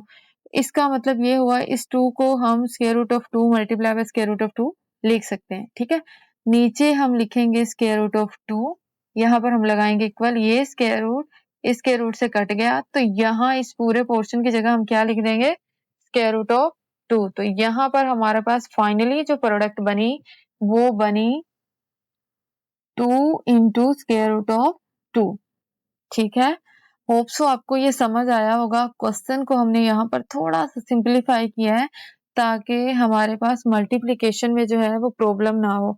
देखें, अगर हम यहाँ पर सिंप्लीफाई नहीं करते ना, तो नेक्स्ट टर्म में जाके हम इसको मल्टीप्लाई करेंगे पूरी टर्म्स को, तो स्क्वायर रूट हमारे पास ओवर में रह जाएगा। जब ओवर में रह जाएगा तो फिर हमें करना पड़ेगा उससे रैशनलाइज। तो रैशनलाइज से बचने के लिए हम यहाँ पर इसे क्या कर लेते हैं, सिंप्लीफाई। तो यहाँ पर अभी हम लिखेंगे इसे, अभी हमने इसको कंप्लीट कर लिया है सिंप्लीफाई, यानी इस पूरे का आंसर हमारे पास क्या आ गया है, ये। ठीक है, नहीं तो ये छोटी सी ट्रिक ये याद रख लें, ये इतना कुछ आपको नहीं करना पड़ेगा, लेकिन मैंने आपको प्रूव करके बताया। ठीक है, तो यहाँ पर हम सिर्फ यहाँ लिखने लगे हैं 2 इंटू स्क्वायर रूट ऑफ 2। ठीक हो गया, यहाँ पे हम कर देंगे ब्रैकेट क्लोज। यहाँ से मैं ये रिमूव करने लगी हूँ अभी, तो यहाँ पर हम लगाएंगे ब्रैकेट और लिखेंगे 2 प्लस, इसको हम सिंप्लीफाई कर लेते हैं साइड पे, यानी कि हमारे पास है 2 मल्टीप्लाई बाय 3 स्क्वायर। तो इसे हम ये लिख सकते हैं, ये आ जाएगा square root of 2 multiply by square root of 3 whole square. तो ये स्क्वायर स्क्वायर रूट से कट जाएगा और सिंपल हम इसे लिख देंगे 3 स्क्वायर रूट ऑफ 2। तो यहाँ पर हम सिंपल इसे ये भी लिख सकते हैं। ठीक है, 3 स्क्वायर रूट ऑफ 2 और ब्रैकेट कर देंगे क्लोज, फिर लिखेंगे यहाँ पर 5 माइनस 2 स्क्वायर रूट ऑफ 2 और फिर से कर देंगे ब्रैकेट क्लोज। ठीक है, अब हम क्या करेंगे, मल्टीप्लाई करेंगे फर्स्ट टर्म को सेकंड टर्म के साथ, यानी कि इस पोर्शन को हम मल्टीप्लाई करेंगे इसके साथ। तो इसका मल्टीप्लाई करने का तरीकाकार क्या है, फर्स्ट टर्म को नेक्स्ट टर्म के फर्स्ट से भी मल्टीप्लाई करना होता है और सेकंड से भी। ठीक है, तो चलिए अभी हम करते हैं। 2 मल्टीप्लाई बाय 5 आ जाएगा 10, 2 5 जार 10। फिर हम इस 2 को इसके साथ मल्टीप्लाई करेंगे तो 2 2 जार 4, लेकिन साइन देखो ये प्लस का है और ये माइनस का है। ठीक है, तो यहाँ पर आएगा साइन माइनस, 2 2 जार 4 स्क्वायर रूट ऑफ 2। ठीक हो गया। नेक्स्ट देखो, अभी हमने करना है 3 स्क्वायर रूट ऑफ 2 को मल्टीप्लाई 5 के साथ भी और 3 स्क्वायर रूट ऑफ 2 को मल्टीप्लाई करना है -2 स्क्वायर रूट ऑफ 2 के साथ भी। तो करते हैं अभी हम 3 को 5 के साथ मल्टीप्लाई, प्लस लगाएंगे, plus plus plus, 3 5 15 square root of 2, ठीक हो गया। नेक्स्ट देखो ये प्लस है और ये माइनस है, प्लस माइनस माइनस, तो यहाँ पर हम लगाएंगे माइनस, और 3 2 6 6 एज इट इज आ जाएगा। यहाँ पे भी स्क्वायर रूट ऑफ 2 है और यहाँ पे भी स्क्वायर रूट ऑफ 2 है, तो ये 2 स्क्वायर रूट ऑफ 2 हो जाते हैं। तो यहाँ पर हम लिखेंगे स्क्वायर रूट ऑफ 2 का होल स्क्वायर, ठीक हो गया। अभी देखो यहाँ पर हम लिखेंगे 10, इसको थोड़ा सा अरेंज कर लें, यानी कि plus 15 square root of 2 minus 4 square root of 2, यहाँ पर हम लिखेंगे माइनस, ये स्क्वायर रूट से कट जाएगा, सिंपल आपके पास बचेगा 6 इंटू 2, ठीक है। और यहाँ पर हम लगाएंगे इक्वल, यहाँ पर लिखेंगे 10। इन दोनों टर्म्स में अगर आप देखो तो आपको दिखाई दे रहा है ये भी स्क्वायर रूट ऑफ 2 है और ये भी स्क्वायर रूट ऑफ 2 है। तो इन दोनों टर्म्स में से हम क्या करेंगे, स्क्वायर रूट ऑफ 2 को ले लेंगे कॉमन, प्लस लगाएंगे, और स्क्वायर रूट ऑफ 2 को अगर हम कॉमन लें तो ये हमारे पास बचेगा, ये देखो दोनों से स्क्वायर रूट ऑफ 2 कॉमन ले लिया, तो यहाँ पर आपके पास बचेगा 15 माइनस 4, ब्रैकेट कर दोगे क्लोज, माइनस लगाओगे 6 2 12, ठीक है। 6 2 12 लिख दोगे। अभी हम फिर से थोड़ा सा ऊपर कर लेते हैं इसे। अब यहाँ पर अगर हम देखें, इक्वल लगाएंगे, यहाँ पर लिखेंगे 10 प्लस ये स्क्वायर रूट ऑफ 2, 15 में से 4 माइनस करोगे आप, देखो 15 में से आपने 4 माइनस करने, 5 में से 4 निकालो तो बाकी कितने बचते हैं, 1, तो ये 1 एज इट इज आ जाएगा। तो यहाँ पर आ जाएगा आपके पास 11 मल्टीप्लाई हो रहा है, यहाँ पर हम लिख देंगे -12। ये जो सिंपल वैल्यूज हैं इनको हम एक साइड पे लिख देते हैं, यानी कि 10 -12, ये इस साइड पे हम इसको लिख देंगे, ठीक है, plus 11 into square root of 2, ठीक है। कैलकुलेटर से बताती हूँ, यहाँ पर हम लिखेंगे 10 -12, तो इक्वल दबाएंगे तो आंसर हमारे पास क्या आ गया, -2, ठीक है। तो यहाँ पर हम लिखेंगे -2 प्लस 11 स्क्वायर रूट ऑफ 2, देखें ये हमारे पास आ गया है एरिया, ठीक है। अभी हम फिर से चलते हैं क्वेश्चन में और देखते हैं उसने हमें क्या कहा था। उसने हमें ये कहा था कि आपने जो एरिया फाइंड आउट करना है वो इस फॉर्म में होना चाहिए, तो हमारे पास इसी फॉर्म में है, देखें इसी फॉर्म में हमारे पास इसका आंसर है। तो एरिया का यूनिट क्या होता है, मीटर स्क्वायर। अभी वो कैसे आया मैं आपको ये भी बता देती हूँ, -2 11 स्क्वायर रूट ऑफ 2, और यहाँ पर हम लगाएंगे ब्रैकेट और लिख देंगे मीटर स्क्वायर, ठीक है। ये है हमारे पास एरिया। अभी मैं आपको बता देती हूँ, देखो एरिया था हमारे पास लेंथ मल्टीप्लाई बाय विड्थ, ठीक है। लेंथ का यूनिट था मीटर और विड्थ का यूनिट था मीटर, तो मीटर मीटर हो मीटर स्क्वायर बन जाएगा, ठीक है। तो ये हमने साथ में लगा दिया। होप सो आपको ये क्वेश्चन समझ आया होगा। तो अभी हम चलते हैं नेक्स्ट क्वेश्चन की तरफ। क्वेश्चन नंबर 4 आपको स्क्रीन पे दिखाई दे रहा है। क्वेश्चन नंबर 4 के स्टेटमेंट को हम पढ़ लेते हैं। Find two numbers whose sum is 68 and difference is 22। क्या मतलब है इस स्टेटमेंट का, कि हमने दो नंबर्स मालूम करने हैं जिनका सम या जमा 68 है और उसका तफरीक या डिफरेंस 22 है। इस पूरी स्टेटमेंट का मतलब ये हुआ कि हमने कोई से दो नंबर मालूम करने हैं, अगर हम उन दोनों नंबर्स को ऐड करें तो आंसर हमारे पास 68 आना चाहिए, और अगर हम इन दोनों नंबर्स का डिफरेंस करें तो हमारे पास आंसर 22 आना चाहिए। तो चलिए स्टार्ट करते हैं। सबसे पहले आप लिखोगे सोल्यूशन, जो कि मैंने ऑलरेडी लिखा हुआ है यहाँ पे। सोल्यूशन स्टार्ट करने से पहले अगर हम क्वेश्चन में देखें तो हमें क्या कहा गया है, find two numbers.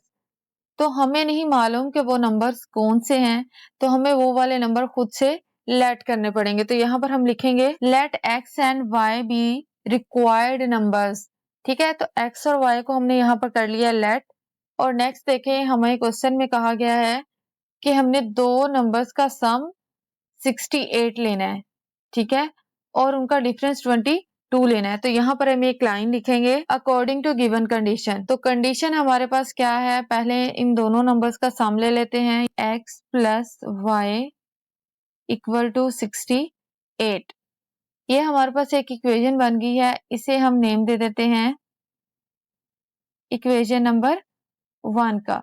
Next condition है हमारे पास डिफरेंस इज 22, तो यहाँ पर हम लिखेंगे x minus Y equal to 22। ये भी हमारे पास एक इक्वेशन बन गई है, इसे हम नेम दे देते हैं इक्वेशन नंबर 2 का। नेक्स्ट देखो, अगर हम इन दोनों इक्वेशंस को कर देते हैं ऐड, तो एक वेरिएबल की वैल्यू जो है वो हम कैलकुलेट कर लेंगे। तो यहाँ पर हम लिखेंगे एडिंग इक्वेशन 1 एंड 2। तो पहले हम लिख लेते हैं इक्वेशन नंबर 1 जो कि हमारे पास है x plus Y equal to 68। दूसरी इक्वेशन है हमारे पास x minus Y equal to 22। इन दोनों इक्वेशंस को करना है हमने ऐड, तो इसे मैं थोड़ा सा ऊपर कर लेती हूँ। यहाँ पर हम लगाएंगे लाइन, इन दोनों नंबर्स को x और x को ऐड करेंगे तो आपके पास आएगा 2x। y में से y माइनस करोगे, या y ऊपर प्लस का है नीचे माइनस का है, तो ये दोनों हो जाएंगे कैंसल। यहाँ पर हम लगाएंगे इक्वल 68 और 22 को हम करते हैं ऐड कैलकुलेटर से। यहाँ पे मैं कैलकुलेटर लेके आती हूँ। 68 प्लस 22 इक्वल दबाएंगे तो आंसर आ गया हमारे पास 90। तो यहाँ पर हम लिखेंगे 90। अभी आप इक्वेशन के इस साइड पे देखो, 2x आपस में हो रहा है मल्टीप्लाई, ठीक है, 2x के साथ मल्टीप्लाई हो रहा है। ये बात हमें मालूम है कि अगर इक्वेशन के एक साइड पे कोई दो नंबर मल्टीप्लाई हो रहे हैं, उनमें से एक नंबर को अगर हमने दूसरी साइड पे लेके जाना है तो वो नंबर दूसरी साइड पे जाके होगा डिवाइड। तो यहाँ पर हम यही काम करेंगे। अभी देखो x को हम यहीं पे रहने देंगे और 2 को दूसरी साइड पे जाके डिवाइड कर देंगे। लिखेंगे 90 डिवाइडेड बाय 2। अब 90 को 2 पे डिवाइड करेंगे, कैलकुलेटर से करते हैं। यहाँ पर हम लिखेंगे 90 डिवाइडेड बाय 2 और इक्वल दबाएंगे तो आंसर आ गया हमारे पास 45। तो यहाँ पर हम लिखेंगे इक्वल लगाएंगे और लिखेंगे 45। x की वैल्यू हमारे पास आ गई है। देखो एक नंबर हमने मालूम कर लिया है, अब दूसरा नंबर हम कैसे मालूम करेंगे कि इस x की वैल्यू या तो इक्वेशन नंबर 1 में पुट कर दो आप, या इक्वेशन नंबर 2 में पुट कर दो। दोनों में आपका सेम ही आंसर आएगा, लेकिन मैं इक्वेशन नंबर 1 में पुट करने लगी हूँ x की वैल्यू। तो यहाँ पर मैं लिखूंगी put x equal to 45 in equation number 1। तो इक्वेशन नंबर 1 है हमारे पास x plus Y equal to 68। तो यहाँ पर हम x की वैल्यू पुट कर देते हैं, ठीक है। x है हमारे पास 45 plus Y equal to 68। y हम इधर ही रहने देंगे, 45 इधर प्लस का दूसरी साइड पे जाके माइनस का हो जाएगा 68 माइनस 45। तो अभी हम कैलकुलेटर का इस्तेमाल करते हैं। यहाँ पे मैं कैलकुलेटर लाती हूँ। 68 माइनस 45 इक्वल दबाएंगे तो आंसर हमारे पास आ गया है 23। तो y की वैल्यू भी हमने यहाँ पर कर ली है कैलकुलेट, तो y इक्वल टू 23। दोनों वैल्यूज, दोनों नंबर हमने फाइंड आउट कर लिए हैं। और लास्ट पे एक लाइन लिख दोगे आप, जो कि मैं भी लिखने लगी हूँ। दस रिक्वायर्ड नंबर्स आर 45 एंड 23। यहाँ तक आपका क्वेश्चन हो गया है कंप्लीट। लेकिन अभी हम इस क्वेश्चन को चेक करते हैं कि हमारे ये दो नंबर ठीक आए हैं या नहीं। यानी कि अगर इन दोनों को ऐड करें तो 68 आना चाहिए, अगर इन दोनों को माइनस करें तो 22 आना चाहिए। तो यहाँ पर हम लिखेंगे चेक। पहला नंबर है हमारे पास 45 और दूसरा नंबर है हमारे पास 23। इन दोनों को ऐड करेंगे। अभी कैलकुलेटर से ऐड करते हैं इन दोनों को। 45 प्लस 23 इक्वल दबाएंगे तो हमारे पास आ गया 68। तो पहला नंबर तो हमारे पास आ गया, यानी उसने कहा था कि दोनों को ऐड करेंगे तो आंसर हमारे पास आएगा 68। तो ऐसा ही हुआ। अब नेक्स्ट हम चेक करते हैं, इन दोनों का डिफरेंस 22 आता है। 45 माइनस 23 इक्वल टू, अभी हम कैलकुलेटर से इसकी वैल्यू फाइंड आउट करते हैं। हम यहाँ पर लिखेंगे 45 माइनस 23 और इक्वल दबाएंगे तो आंसर हमारे पास आ गया है 22। तो यहाँ पर हम लिखेंगे 22, ठीक है। तो दोनों बातें हमारी हो गई हैं प्रूफ। तो इसका मतलब ये जो हमारा क्वेश्चन है ये बिल्कुल ठीक है। होप सो ये क्वेश्चन आपको समझ आया होगा। तो अभी हम नेक्स्ट क्वेश्चन की तरफ चलते हैं। क्वेश्चन नंबर 5 आपको स्क्रीन पे दिखाई दे रहा है। क्वेश्चन नंबर 5 की स्टेटमेंट क्या है हम इसे पढ़ लेते हैं और समझ भी लेते हैं। The weather in Lahore was unusually warm during the summer of 2024। इसका क्या मतलब है स्टेटमेंट का कि लाहौर में 2024 की गर्मियों के दौरान मौसम गैर मामूली तौर पर गर्म था। ठीक है, स्टेटमेंट का इतना हिस्सा आपको समझ आ गया। नेक्स्ट क्या है? The TV news reported the temperature as high as 48 degree Celsius. तो न्यूज वालों ने ये रिपोर्ट किया कि जो टेम्परेचर है वो 48 डिग्री सेल्सियस है या 48 डिग्री सेंटीग्रेड है। बाय यूजिंग द फॉर्मूला, अब फॉर्मूला क्या है? वो फ़ारेनहाइट का फॉर्मूला यहाँ पर दिया गया है। By using the formula find the temperature as the Fahrenheit. क्या कहा गया है कि आपने इस फॉर्मूला को यूज करते हुए टेम्परेचर जो है वो फ़ारेनहाइट स्केल में फाइंड आउट करना है। ठीक है, तो यूजुअली जो है वो फॉर्मूला दिया नहीं जाता। ठीक है, तो यहाँ पर आपकी खुशकिस्मती है या आप कह सकते हैं कि आपकी आसानी के लिए उन्होंने यहाँ पर फॉर्मूला लिख दिया है, लेकिन आपने ये फॉर्मूला फिर भी याद करना है। मे बी ये पेपर में ना लिखें वो। तो यहाँ पर देखें, आपको यहाँ पर मैं बताती हूँ कि यहाँ पर एक यूनिट लिखा हुआ है डिग्री सेल्सियस और दूसरा यहाँ पर आपको दिखाई दे रहा है फ़ारेनहाइट। जिस तरह कोई लेंथ हमने फाइंड आउट करनी होती है, जैसे ये एक लाइन है, इसकी लेंथ हम मीटर में भी फाइंड आउट करते हैं, सेंटीमीटर में भी करते हैं, इंचेस में भी फाइंड आउट करते हैं। ठीक है, इसी तरीके से टेम्परेचर को फाइंड आउट करने के भी कुछ मीटर्स हैं। जैसे केल्विन भी टेम्परेचर को मालूम करने का एक मीटर है, डिग्री सेल्सियस भी है और फ़ारेनहाइट भी है। ठीक है, तो यहाँ पर दो यूनिट जो है वो यूज हुए हुए हैं, जैसे डिग्री सेल्सियस है और फ़ारेनहाइट है। दोनों का आंसर जो है वो डिफरेंट आएगा। ठीक है, अगर आप डिग्री सेल्सियस से फाइंड आउट करोगे तो और आएगा और फ़ारेनहाइट से करोगे तो और आएगा। ठीक है, यहाँ तक आपको स्टेटमेंट जो है वो समझ आ गई होगी। तो अभी हम क्वेश्चन को प्रॉपर्ली सॉल्व करते हैं और साथ-साथ में जो चीज़ें आपकी रह गई हैं कंफ्यूजन में, वो साथ ही हम क्या कर लेंगे, क्लियर कर लेंगे। तो चलिए चलते हैं। तो चलिए स्टार्ट करते हैं। सबसे पहले आपने सॉल्यूशन लिखना है। नेक्स्ट हम क्वेश्चन में देखेंगे हमें क्या-क्या चीजें गिवन है। तो फर्स्ट हमें दिखाई दे रहा है टेम्परेचर, और टेम्परेचर कितना है हमारे पास 48 डिग्री सेल्सियस। तो पहली लाइन हम यहाँ पर लिखेंगे टेम्परेचर इन डिग्री सेंटीग्रेड या टेम्परेचर इन सेल्सियस। तो इक्वल लगाएंगे, यहाँ पर जो वैल्यू हमारे पास दी गई है उसे हम लिखेंगे 48 डिग्री सेल्सियस। नेक्स्ट क्वेश्चन में देखें, हमें फॉर्मूला दिया गया है, वो फॉर्मूला क्या है हमारे पास? Fahrenheit equal to 9 divided by 5 degree Celsius plus 32। तो अभी हम ये लिखेंगे फॉर्मूला, इसे हम लिखेंगे फ़ारेनहाइट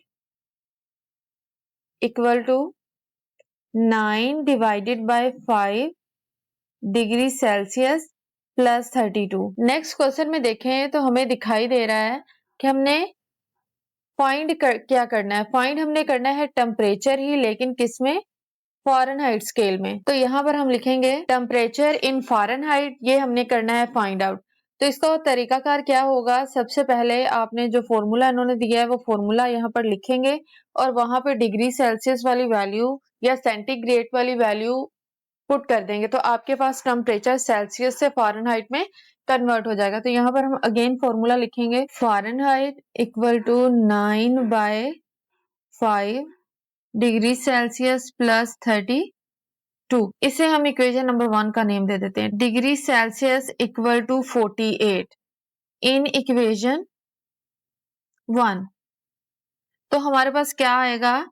हम यहाँ पर लिखेंगे Fahrenheit equal to 9 divided by 5 और डिग्री सेल्सियस की वैल्यू है हमारे पास 48 और यहाँ पर हम लिखेंगे प्लस और आगे हमारे पास आ गया 32। अब यहाँ से आगे हम कैलकुलेटर से सॉल्व करेंगे। कैलकुलेटर आगे हम वैल्यू लिखते हैं, 48 को हम मल्टीप्लाई करेंगे 9 के साथ और इक्वल दबाएंगे तो आंसर हमारे पास आ गया है 432 यानी 432। 432 डिवाइडेड बाय 5 प्लस 32। अब हम 432 को डिवाइड करेंगे 5 पे। 432 डिवाइडेड बाय 5 और इक्वल दबाएंगे तो आंसर हमारे पास आ गया है 86। तो ये हमारे पास आ गया है 86.4 प्लस 32। अब हम 86 प्लस 4 में 32 ऐड करेंगे तो हमारे पास फाइनल आंसर आ जाएगा 86.4 प्लस 32 इक्वल दबाएंगे तो आंसर हमारे पास आ गया है 118.4 118.4। तो यहाँ पर हमने टेम्परेचर फ़ारेनहाइट में कैलकुलेट कर लिया। तो ये था हमारा कंप्लीट क्वेश्चन। होप सो आपको समझ आई होगी। मैं फिर भी एक बार रिवाइज कर देती हूँ क्या था। पहले हमने सॉल्यूशन लिखा, फिर क्या किया, जो भी वैल्यू हमारे क्वेश्चन में गिवन थी वो हमने राइट कर ली। टेम्परेचर डिग्री सेंटीग्रेड में दिया गया था, एक फॉर्मूला दिया गया था वो हमने लिख लिया। फिर टेम्परेचर इन फ़ारेनहाइट हमने फाइंड आउट करना था। फिर से हमने वो फॉर्मूला लिखा, उसको इक्वेशन नंबर 1 का नाम दिया, वहां पर डिग्री सेल्सियस की वैल्यू पुट की। पुट करने के बाद उसको सिंप्लीफाई कर लिया और टेम्परेचर डिग्री सेल्सियस से फ़ारेनहाइट में चेंज हो गया। होप सो ये क्वेश्चन आपको समझ आया होगा। अब हम नेक्स्ट क्वेश्चन की तरफ चलते हैं। क्वेश्चन नंबर 6 आपको स्क्रीन पे दिखाई दे रहा है। क्वेश्चन नंबर 6 की स्टेटमेंट क्या है, हम इसे पढ़ लेते हैं। The sum of the ages of the father and the son is 72 years. 6 years ago, the father's age was 2 times the age of the son. What was the son's age 6 years ago? क्या मतलब है statement का, अभी हम देखते हैं। Statement हमें बता रही है कि बाप और बेटे की जो उम्र है उनको ऐड करें, उनको जमा करें तो वो बनती है 72 साल।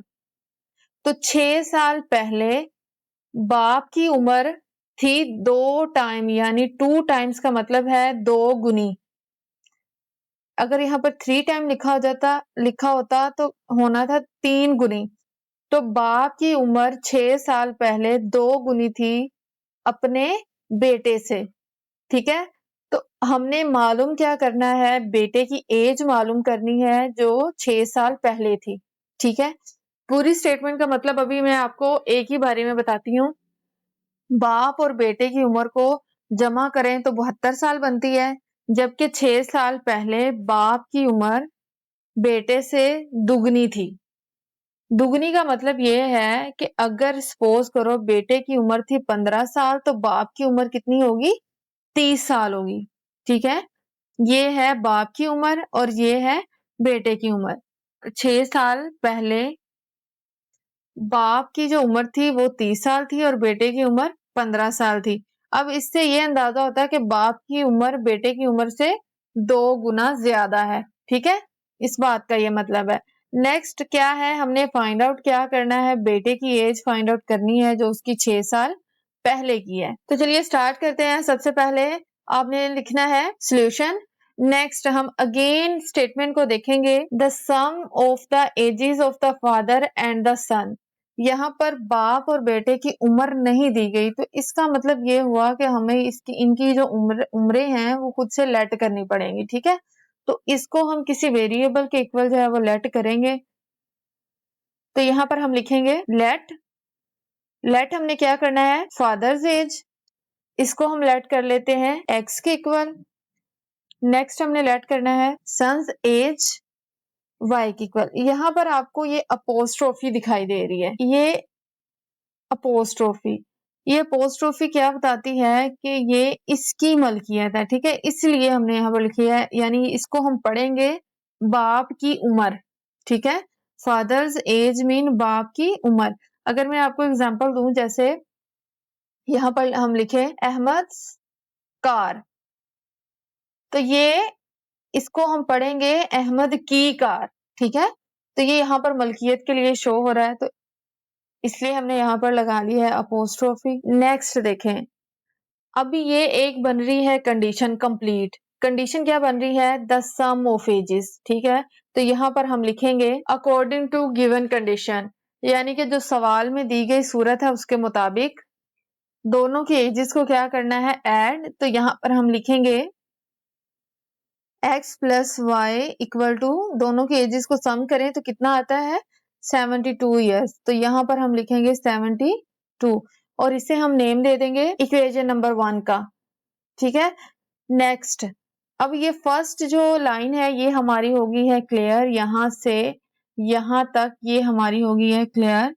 नेक्स्ट हम नेक्स्ट पार्ट की तरफ चलते हैं। अगले पार्ट में है 6 years ago, 6 साल पहले, तो यहाँ पर हम पहले यही लिखेंगे। 6 years ago लिख लिया है। अब देखो 6 साल पहले बेटे और बाप की कोई उम्र बनेगी, वो हमारे पास क्या बनेगी, अभी हम वही लिखने लगे हैं। 6 साल पहले बाप की उम्र क्या हो जाएगी। देखो अगर मैं यहाँ पर आपको बताऊं एक बात कि एक बच्चे की उम्र जो है वो 15 साल है, तो 6 साल पहले इस बच्चे की उम्र क्या होगी, तो इसका मतलब है इसमें से मैं 6 साल जो है वो माइनस कर दूंगी।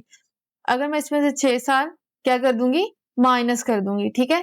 इसी तरीके से यहाँ ऊपर हमने फादर की जो उम्र है वो हमने एक्स के इक्वल लेट की है, ठीक है। इसमें से अब हम क्या कर देंगे, 6 को माइनस कर देंगे, तो 6 साल पहले की उम्र आ जाएगी हमारे पास। तो हम यहाँ पर लिखेंगे x माइनस 6, ठीक हो गया।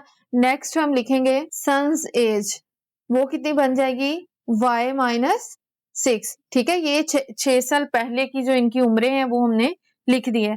नेक्स्ट देखो, तो ये कोई एक कंडीशन बन रही है, तो यहाँ पर हम लिखेंगे अकॉर्डिंग टू गिवन कंडीशन, और कंडीशन हमारे पास क्या है, अगेन से क्वेश्चन में देख लेते हैं। Father's age was 2 times the age of the son, ये है कंडीशन, तो यही बात हम यहाँ पर लिखेंगे, father's age equal to 2 times the son's age, ठीक है। ये सारी बातें 6 साल जो पीछे थी उम्र उसके हिसाब से हो रही हैं, ठीक है। तो यहाँ पर कंडीशन भी 6 years ago के हिसाब से हम लगाएंगे, यानी कि फादर्स एज कितनी है हमारे पास, x minus 6, 2 age it is आएगा, और आगे आ जाएगा सन्स की एज, तो सन की एज हमारे पास क्या है, y माइनस 6। अब हम इसे करेंगे सोल्व। यहाँ पर हम लिखेंगे, ये ऐसे लिख देते हैं, x माइनस 6 ब्रैकेट हटा देते हैं, 2 को अंदर हम करेंगे मल्टीप्लाई, तो ये आ जाएगा हमारे पास 2y माइनस 2 6 है 12, और साथ में माइनस आएगा, हम यहाँ पर लिखेंगे 12। अब x और y को एक साइड पे ले जाते हैं और कांस्टेंट टर्म को एक साइड पे ले जाते हैं। यहाँ पर हम लिखेंगे x, ये 2y यहाँ प्लस का है, दूसरी साइड पे जाके माइनस का हो जाएगा, हम इसे लिखेंगे minus 2y equal to minus 12, ये माइनस का 6 है, दूसरी साइड पे जाके प्लस का 6 हो जाएगा, तो हम यहाँ पर लिखेंगे प्लस 6, यहाँ पर इक्वल लिखेंगे, यहाँ पर लिखेंगे x माइनस 2y। तो अभी हम कैलकुलेटर से इसको सोल्व कर लेते हैं। माइनस 12 प्लस 6 इक्वल दबाएंगे तो आंसर हमारे पास आ गया माइनस 6, तो यहाँ पर हम लिखेंगे माइनस 6।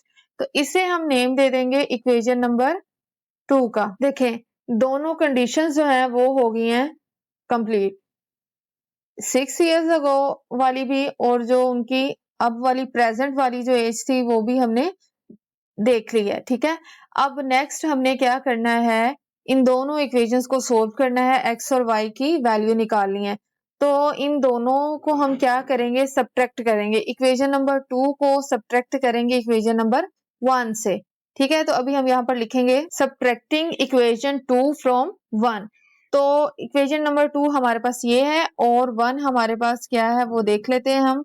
देखो इक्वेशन नंबर 1 है हमारे पास x plus Y equal to 72, यहाँ पर हम लिखेंगे x plus Y equal to 72। अब दूसरी इक्वेशन हमने इससे माइनस करनी है, वो हमारे पास ये वाली है, इसे हम लिखेंगे x minus 2y equal to minus 6। यहाँ पर हम लगाएंगे लाइन, और ये देखो हम करने लगे माइनस, माइनस जब करते हैं तो जो साइन नीचे वाली रकम के साथ होते हैं उनको उल्टा देते हैं, यानी पहले इसके साथ प्लस लगा हुआ है, अभी हम इसके साथ माइनस लगाएंगे, इसके साथ माइनस लगा हुआ है, यहाँ पर हम लगाएंगे प्लस, ये माइनस है और यहाँ पर हम लगाएंगे प्लस, ठीक है। तो ये दोनों क्या हो जाएंगे, प्लस माइनस कैंसल, ये प्लस का y है, ये प्लस का 2y है, अगर हम इसे ऐड करेंगे तो ये हमारे पास आ जाएगा 3y इक्वल टू 72, और ये प्लस का 6 दोनों को ऐड करना पड़ेगा, तो यहाँ पर हम कैलकुलेटर लाते हैं, 72 प्लस 6 इक्वल दबाएंगे तो आंसर हमारे पास आ गया 78। तो यहाँ पर हम लिखेंगे 78। यहाँ पर देखें ये दोनों नंबर्स आपस में क्या हो रहे हैं, मल्टीप्लाई। तो यहाँ से अगर एक नंबर को हमने दूसरी साइड पर लेके जाना है तो दूसरी साइड पे वो नंबर क्या होगा, डिवाइड होगा। तो इसे हम लिखेंगे y equal to 78 divided by 3। अब हम 78 को 3 पे डिवाइड करेंगे, कैलकुलेटर लाते हैं, 78 डिवाइडेड बाय 3 इक्वल दबाएंगे तो आंसर आ गया हमारे पास 26।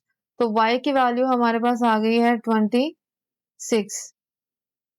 बाप की उम्र जो है हमने निकाल ली है जो प्रेजेंट में है। नेक्स्ट अब हम क्या करेंगे, यही y की वैल्यू या तो इक्वेशन नंबर 1 में पुट कर देंगे या 2 में पुट कर देंगे और x की वैल्यू निकाल लेंगे।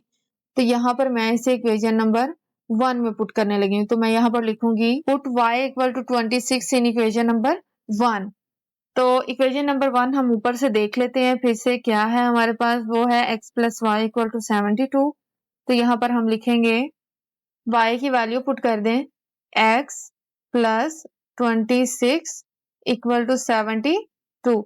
x को हम इधर ही रहने देंगे, 26 इधर प्लस का दूसरी साइड पे जाके माइनस का हो जाएगा। 72 माइनस 26, अभी हम फिर कैलकुलेटर से इसे सॉल्व करेंगे। 72 माइनस 26 इक्वल दबाएंगे तो आंसर आ गया हमारे पास 46। तो यहाँ पर हम लिखेंगे 46 x की वैल्यू। तो यहाँ पर हमने बाप और बेटे दोनों की उम्र निकाल ली है जो प्रेजेंट में है। तो अब हमने निकालनी है हमें क्वेश्चन में ये कहा हुआ है कि 6 साल पहले बेटे की उम्र क्या है वो निकालें, ठीक है। इसके लिए हम यहाँ पर लिखेंगे 6 years ago फादर्स एज।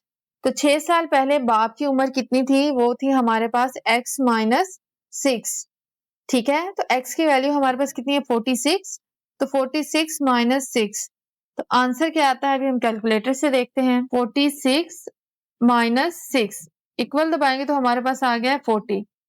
तो 6 साल पहले बाप की उम्र थी 40 साल, आगे यस। नेक्स्ट अब जो चीज हमने फाइनली क्वेश्चन में फाइंड आउट करनी है वो है सन्स एज, ठीक है। बेटे की उम्र वो थी हमारे पास y माइनस 6 और y की वैल्यू हमारे पास क्या आई है अभी हम देख लेते हैं। y की वैल्यू हमारे पास आई है 26। तो यहाँ पर हम y की वैल्यू रखेंगे और लिखेंगे 26 माइनस 6। अब 26 में से 6 निकालने हैं तो अभी हम कैलकुलेटर लाते हैं। 26 माइनस 6 इक्वल दबाएंगे तो आंसर हमारे पास आ गया है 20। तो यहाँ पर हम लिखेंगे 20 ईयर्स यानी 20 साल। 6 साल पहले बाप की उम्र थी 40 साल और बेटे की उम्र थी 20 साल, ठीक हो गया। और यही चीज हमने करनी थी फाइंड आउट। तो होप सो आपको ये सवाल जो है वो समझ आया होगा। ये सवाल हमने यहाँ से स्टार्ट किया है और यहाँ पे हमने इस सवाल को एंड किया है, ठीक है। और क्वेश्चन नंबर 7 आपको स्क्रीन पे दिखाई दे रहा है। क्वेश्चन नंबर 7 की स्टेटमेंट को हम पढ़ लेते हैं। Mirha boat a toy for rupees 1500 and sold for rupees 1520. What was her profit percentage? क्या मतलब है इस स्टेटमेंट का कि मिरहा ने एक खिलौना 1500 रुपए में खरीदा है और उसने 1520 रुपए में बेच दिया है। तो इसकी प्रॉफिट परसेंटेज क्या है वो हमने करनी है मालूम। तो ट्रांसलेशन की हद तक आपको ये सवाल समझ आ गया होगा। तो चलिए स्टार्ट करते हैं। सबसे पहले आपने लिखना है सॉल्यूशन। नेक्स्ट हम क्वेश्चन में देखते हैं क्या क्या चीजें गिवन है। तो पहली लाइन ये है कि मिरहा बोट अ टॉय, इसका मतलब है मिरहा ने एक खिलौना खरीदा, कितने रुपए में वो अभी हम लिखेंगे। तो यहाँ पर हम लिखेंगे कॉस्ट प्राइस ऑफ टॉय, इसको शॉर्ट फॉर्म में लिख लेते हैं CP। कॉस्ट हमारे पास होती है लागत, उर्दू में बोलें तो लागत। अगर किसी चीज पे जितनी लागत आए तो यहाँ पर खिलौने पे जितनी लागत आई है उसे हम लिख लेंगे कॉस्ट प्राइस, ठीक है। तो इसे हम शॉर्ट फॉर्म में लिख लिया है CP। तो कितनी आई है कॉस्ट प्राइस टॉय पे, वो है हमारे पास 1500। नेक्स्ट देखें तो उसने ये कितने का बेचा है, वो बेचा है उसने 1520 का। तो यहाँ पर हम लिखेंगे सेलिंग प्राइस ऑफ टॉय, इसको भी हम शॉर्ट फॉर्म में लिख लेंगे S.P, ठीक है। जितने का उसने ये वाला खिलौना बेचा उसकी प्राइस लिख लेंगे, वो कितने का उसने बेचा था 1520 का, वो हम यहाँ पर लिख लेंगे 1520। नेक्स्ट क्वेश्चन में देखें what was her profit percentage. तो यहाँ पर प्रॉफिट परसेंटेज हमने करनी है मालूम। तो ये हम लिखेंगे सवाल में प्रॉफिट परसेंटेज हमने मालूम करनी है। तो चलिए स्टार्ट करते हैं। यहाँ पर हमने प्रॉफिट सिर्फ नहीं मालूम करना बल्कि प्रॉफिट परसेंटेज मालूम करनी है। प्रॉफिट परसेंटेज निकालने के लिए सबसे पहले हमें प्रॉफिट निकालनी पड़ेगी, ठीक है। कितना उस पे उसको फायदा हुआ वो हमें निकालना पड़ेगा, या कितना उसको मुनाफा हुआ वो हम निकालेंगे, फिर उस मुनाफे की परसेंटेज निकालेंगे। तो मुनाफा हम कैसे निकालते हैं? देखिए, ऐसे है कि देखो, एक बंदे ने 4 रुपए की पेंसिल खरीदी है और उसने 6 रुपए की बेच दी है। तो कितने रुपए कमाए उसमें से? 2 रुपए। इसी तरीके से हमने क्या करना है, जितने की उसने बेची है उसमें से माइनस करने हैं हमने जितने का उसने खरीदा है। तो फॉर्मूला हमारे पास बनेगा profit equal to selling price minus cost price. ठीक है, जितने का उसने बेचा उसमें से माइनस कर देंगे जितने का उसने खरीदा। तो चलिए करते हैं। सेलिंग प्राइस कितनी है? 1520। तो यहाँ पर हम लिखेंगे 1520, और कॉस्ट प्राइस हमारी कितनी है? 1500। तो यहाँ पर हम लिखेंगे 1500। अब 1520 में से 1500 को माइनस करेंगे तो कैलकुलेटर लाती हूँ मैं यहाँ पे। 1520 माइनस 1500, तो क्या इक्वल दबाएंगे, क्या आंसर आया हमारे पास? 20। तो यहाँ पर हम लिख देंगे 20। 20 रुपए का उसने मुनाफा कमाया है। ठीक है, प्रॉफिट उसके पास आया है 20। अब हम इस प्रॉफिट का निकालेंगे परसेंटेज। ठीक है, तो प्रॉफिट तो निकल गया, तो प्रॉफिट परसेंटेज का फॉर्मूला क्या है उसे हम देख लेते हैं अभी। प्रॉफिट परसेंटेज का फॉर्मूला है हमारे पास, प्रॉफिट को आपने कॉस्ट प्राइस पे डिवाइड करना है और 100 से मल्टीप्लाई कर देना है, तो आपके पास प्रॉफिट परसेंटेज आ जाएगा। ठीक है, अब यहाँ पर आपने दो फॉर्मूला जो है वो याद कर लेने हैं। एक तो है प्रॉफिट का और दूसरा आपने याद करना है प्रॉफिट परसेंटेज का, तो ही ये सवाल आपका हल होगा, वैसे नहीं होने वाला। तो चलिए इस फॉर्मूला में हम वैल्यूज को पुट करते हैं। इसे कर लेते हैं थोड़ा सा ऊपर। अब देखें मिरहा को प्रॉफिट कितना हुआ है? 20। यहाँ पर हम लिखेंगे 20, और कॉस्ट प्राइस थी हमारे पास 1500। यहाँ पर हम लिखेंगे 1500 और मल्टीप्लाई करेंगे 100 के साथ, और यहाँ पर हम लगाएंगे ब्रैकेट और साथ में आ जाएगा परसेंटेज। यहाँ पर फिर से इक्वल लगाएंगे। ये दो जीरो इन दोनों जीरो से कट जाएंगे। सिंपल हमारे पास बचा है 20 डिवाइडेड बाय 15। यहाँ पर हम फिर से ब्रैकेट लगा के परसेंटेज लिख देंगे। अब हम कैलकुलेटर से 20 को 15 पे डिवाइड करते हैं। 20 डिवाइडेड बाय 15, तो इक्वल दबाएंगे तो आंसर हमारे पास आ गया 1.33। तो यहाँ से हम सिर्फ 1.33 ले लेंगे। ठीक है, तो यहाँ पर हम लिखेंगे 1.33 परसेंटेज। ठीक है, तो ये हमारे पास आ गई है प्रॉफिट परसेंटेज, जो कि हमने क्वेश्चन में करनी थी फाइंड आउट। ठीक है, होप सो आपको ये क्वेश्चन समझ आया होगा। यहाँ पर हमने पहले क्या निकाला है? प्रॉफिट निकाला है और फिर प्रॉफिट परसेंटेज निकाली है। तो ये दोनों फॉर्मूलाज आपने अच्छे से याद कर लेने हैं, फिर ही ये सवाल जो है वो हल होगा। चलिए अब हम नेक्स्ट क्वेश्चन की तरफ चलते हैं। क्वेश्चन नंबर 8 आपको स्क्रीन पे दिखाई दे रहा है। क्वेश्चन नंबर 8 की स्टेटमेंट क्या है, हम इसे पढ़ लेते हैं। The annual income of Tayyab is rupees 9,60,000, while the exempted amount is rupees 1,30,000. How much tax would he have to pay at the rate of 0.75%? क्या मतलब है इस स्टेटमेंट का, अभी हम देखते हैं। इस स्टेटमेंट का मतलब है कि जो सालाना सैलरी है या सालाना आमदन है तैयब की, वो है 9,60,000 रुपए, जबकि एग्जेम्प्टेड अमाउंट वो है 1,30,000 रुपए। एग्जेम्प्टेड का मतलब है जो रकम छोड़ दी जाए या जिस पर छूट दे दी जाए कि इस रकम पे आपने टैक्स अदा नहीं करना, वो वाली रकम। How much tax would he have to pay, तो कितना टैक्स उसको पे करना पड़ेगा, किस रेट पे? 0.75% पे। अब देखो पूरी स्टेटमेंट को मैं एक ही बारे में बोलती हूँ कि तैयब की जो सालाना आमदन है वो 9,60,000 रुपए है, जबकि उसको ये कह दिया गया है कि तुम 1,30,000 रुपए पे कोई टैक्स नहीं दोगे, बाकी तुम्हारी सैलरी का जितना भी हिस्सा है या तुम्हारी आमदन का जितना भी हिस्सा है उस पे तुम टैक्स पे करोगे, लेकिन किस रेट से? 0.7% के हिसाब से। तो अभी हम क्वेश्चन को जो है स्टार्ट करते हैं। उम्मीद करती हूँ आपको स्टेटमेंट जो है वो समझ आ गई होगी।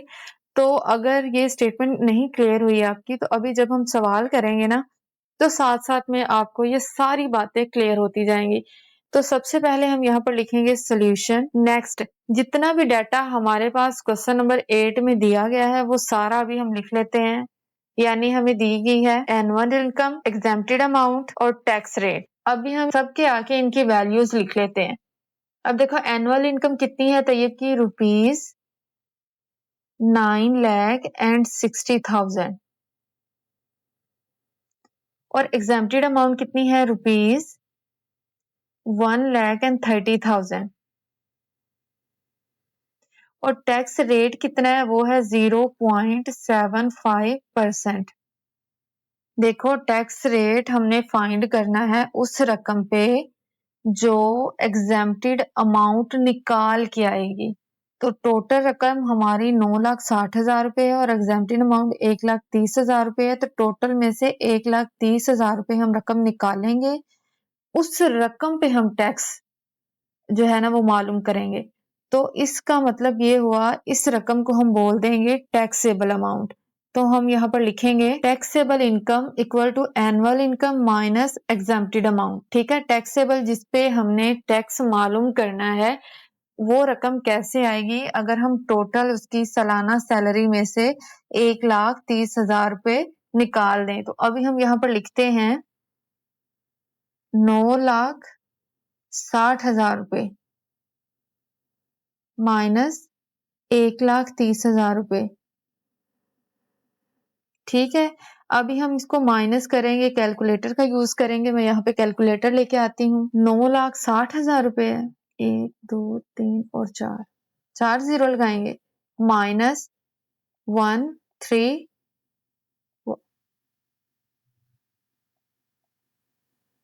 1,30,000 हो गया। ये इक्वल दबाएंगे तो आंसर हमारे पास आ गया है 8,30,000। तो हम यहाँ पर लिखेंगे जो टैक्सेबल इनकम आई है हमारे पास वो है 8,30,000। ठीक है, इस पे हमने मालूम करना है टैक्स। तो यहाँ पर हम लिखेंगे जो चीज हमने मालूम करनी है वो है वो वाली इनकम हमने मालूम करनी है जिस पे उसने टैक्स के तौर पे देनी है। ठीक है, तो यहाँ पर हमारे पास आएगा टैक्सेबल अमाउंट कैसे आएगी, वो आएगी 0.75% ऑफ टैक्सेबल इनकम।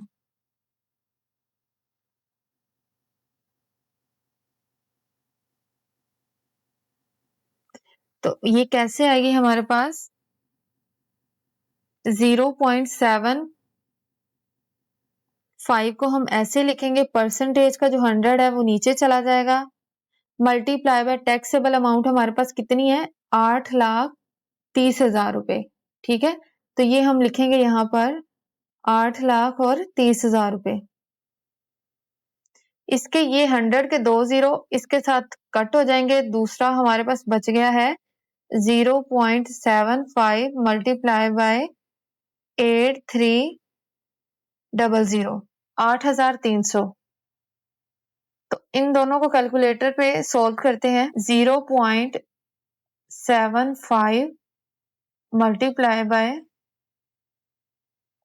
8,300 इक्वल दबाएंगे तो हमारे पास वो वाली अमाउंट आ गई है। अमाउंट क्या आई है हमारे पास, 6,225।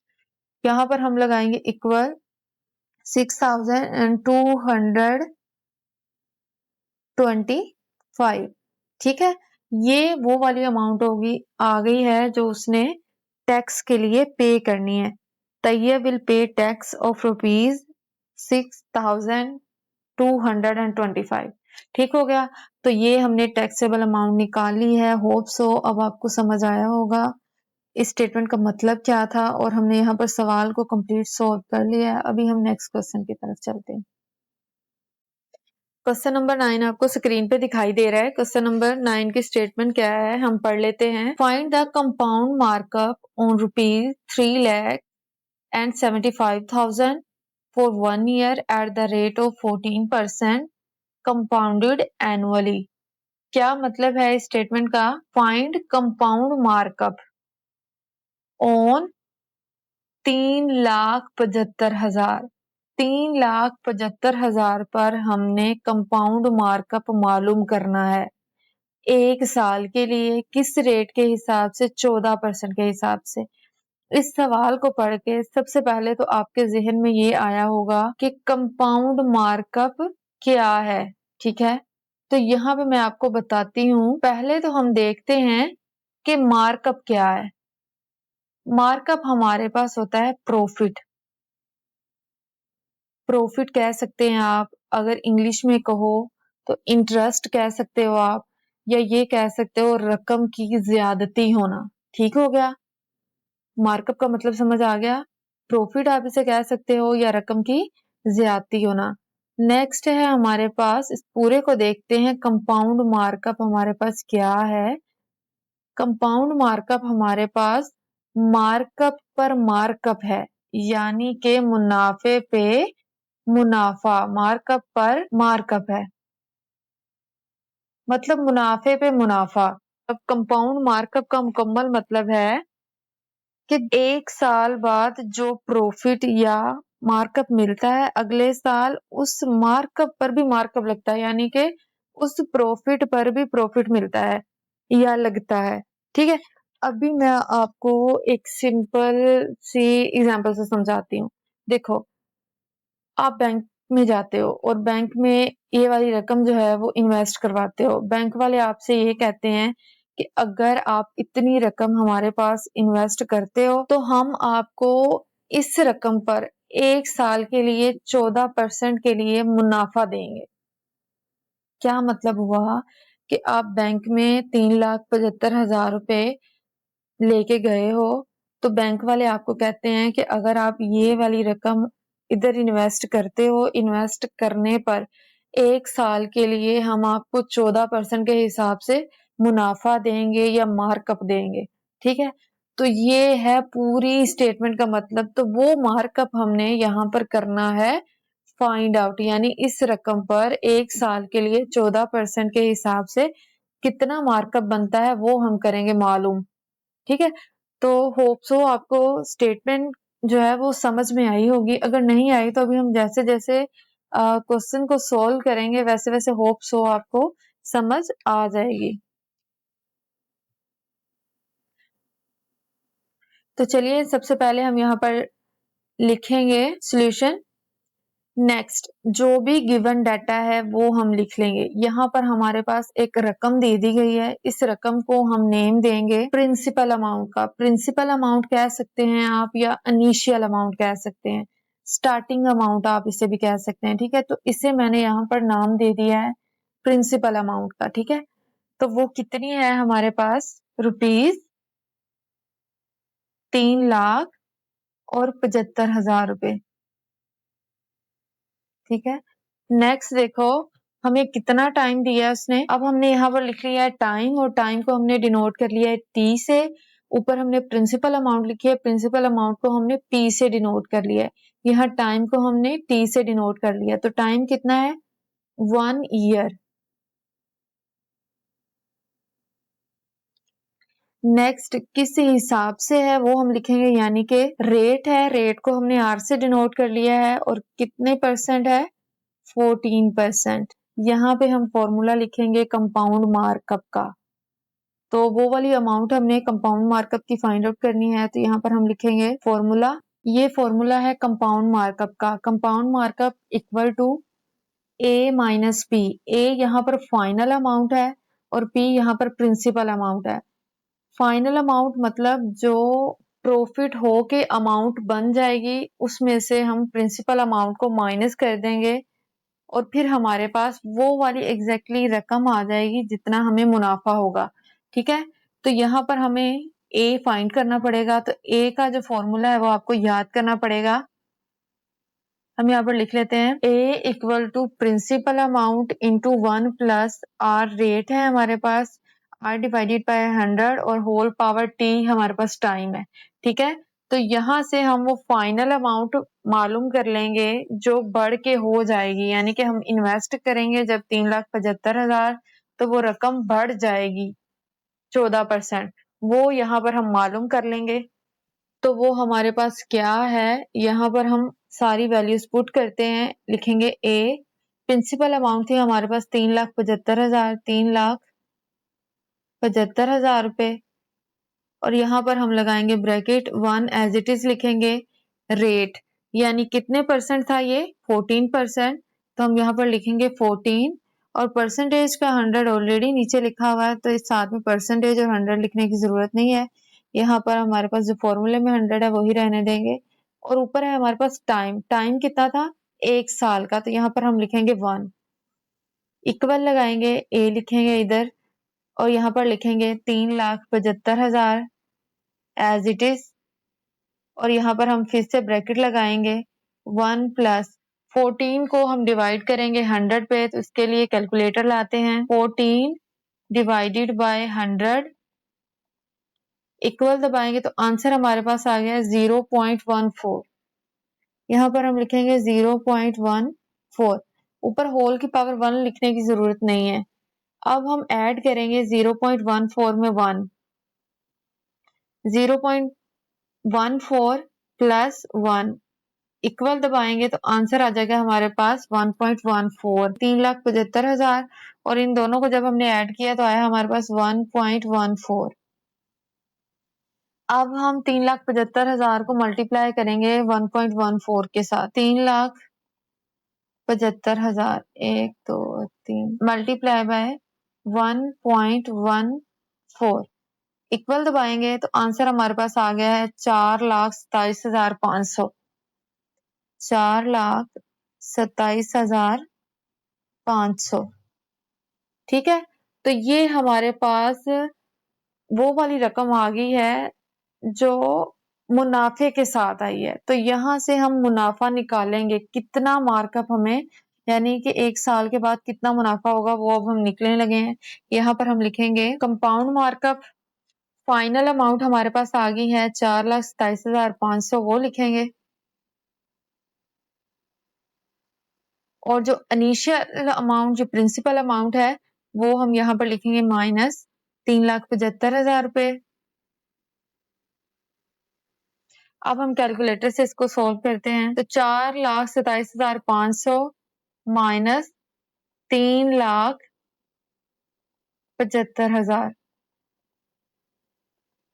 इक्वल दबाएंगे तो आंसर हमारे पास आ गया है 52,500। तो इतना मुनाफा, इतना मार्कअप होगा 52,500।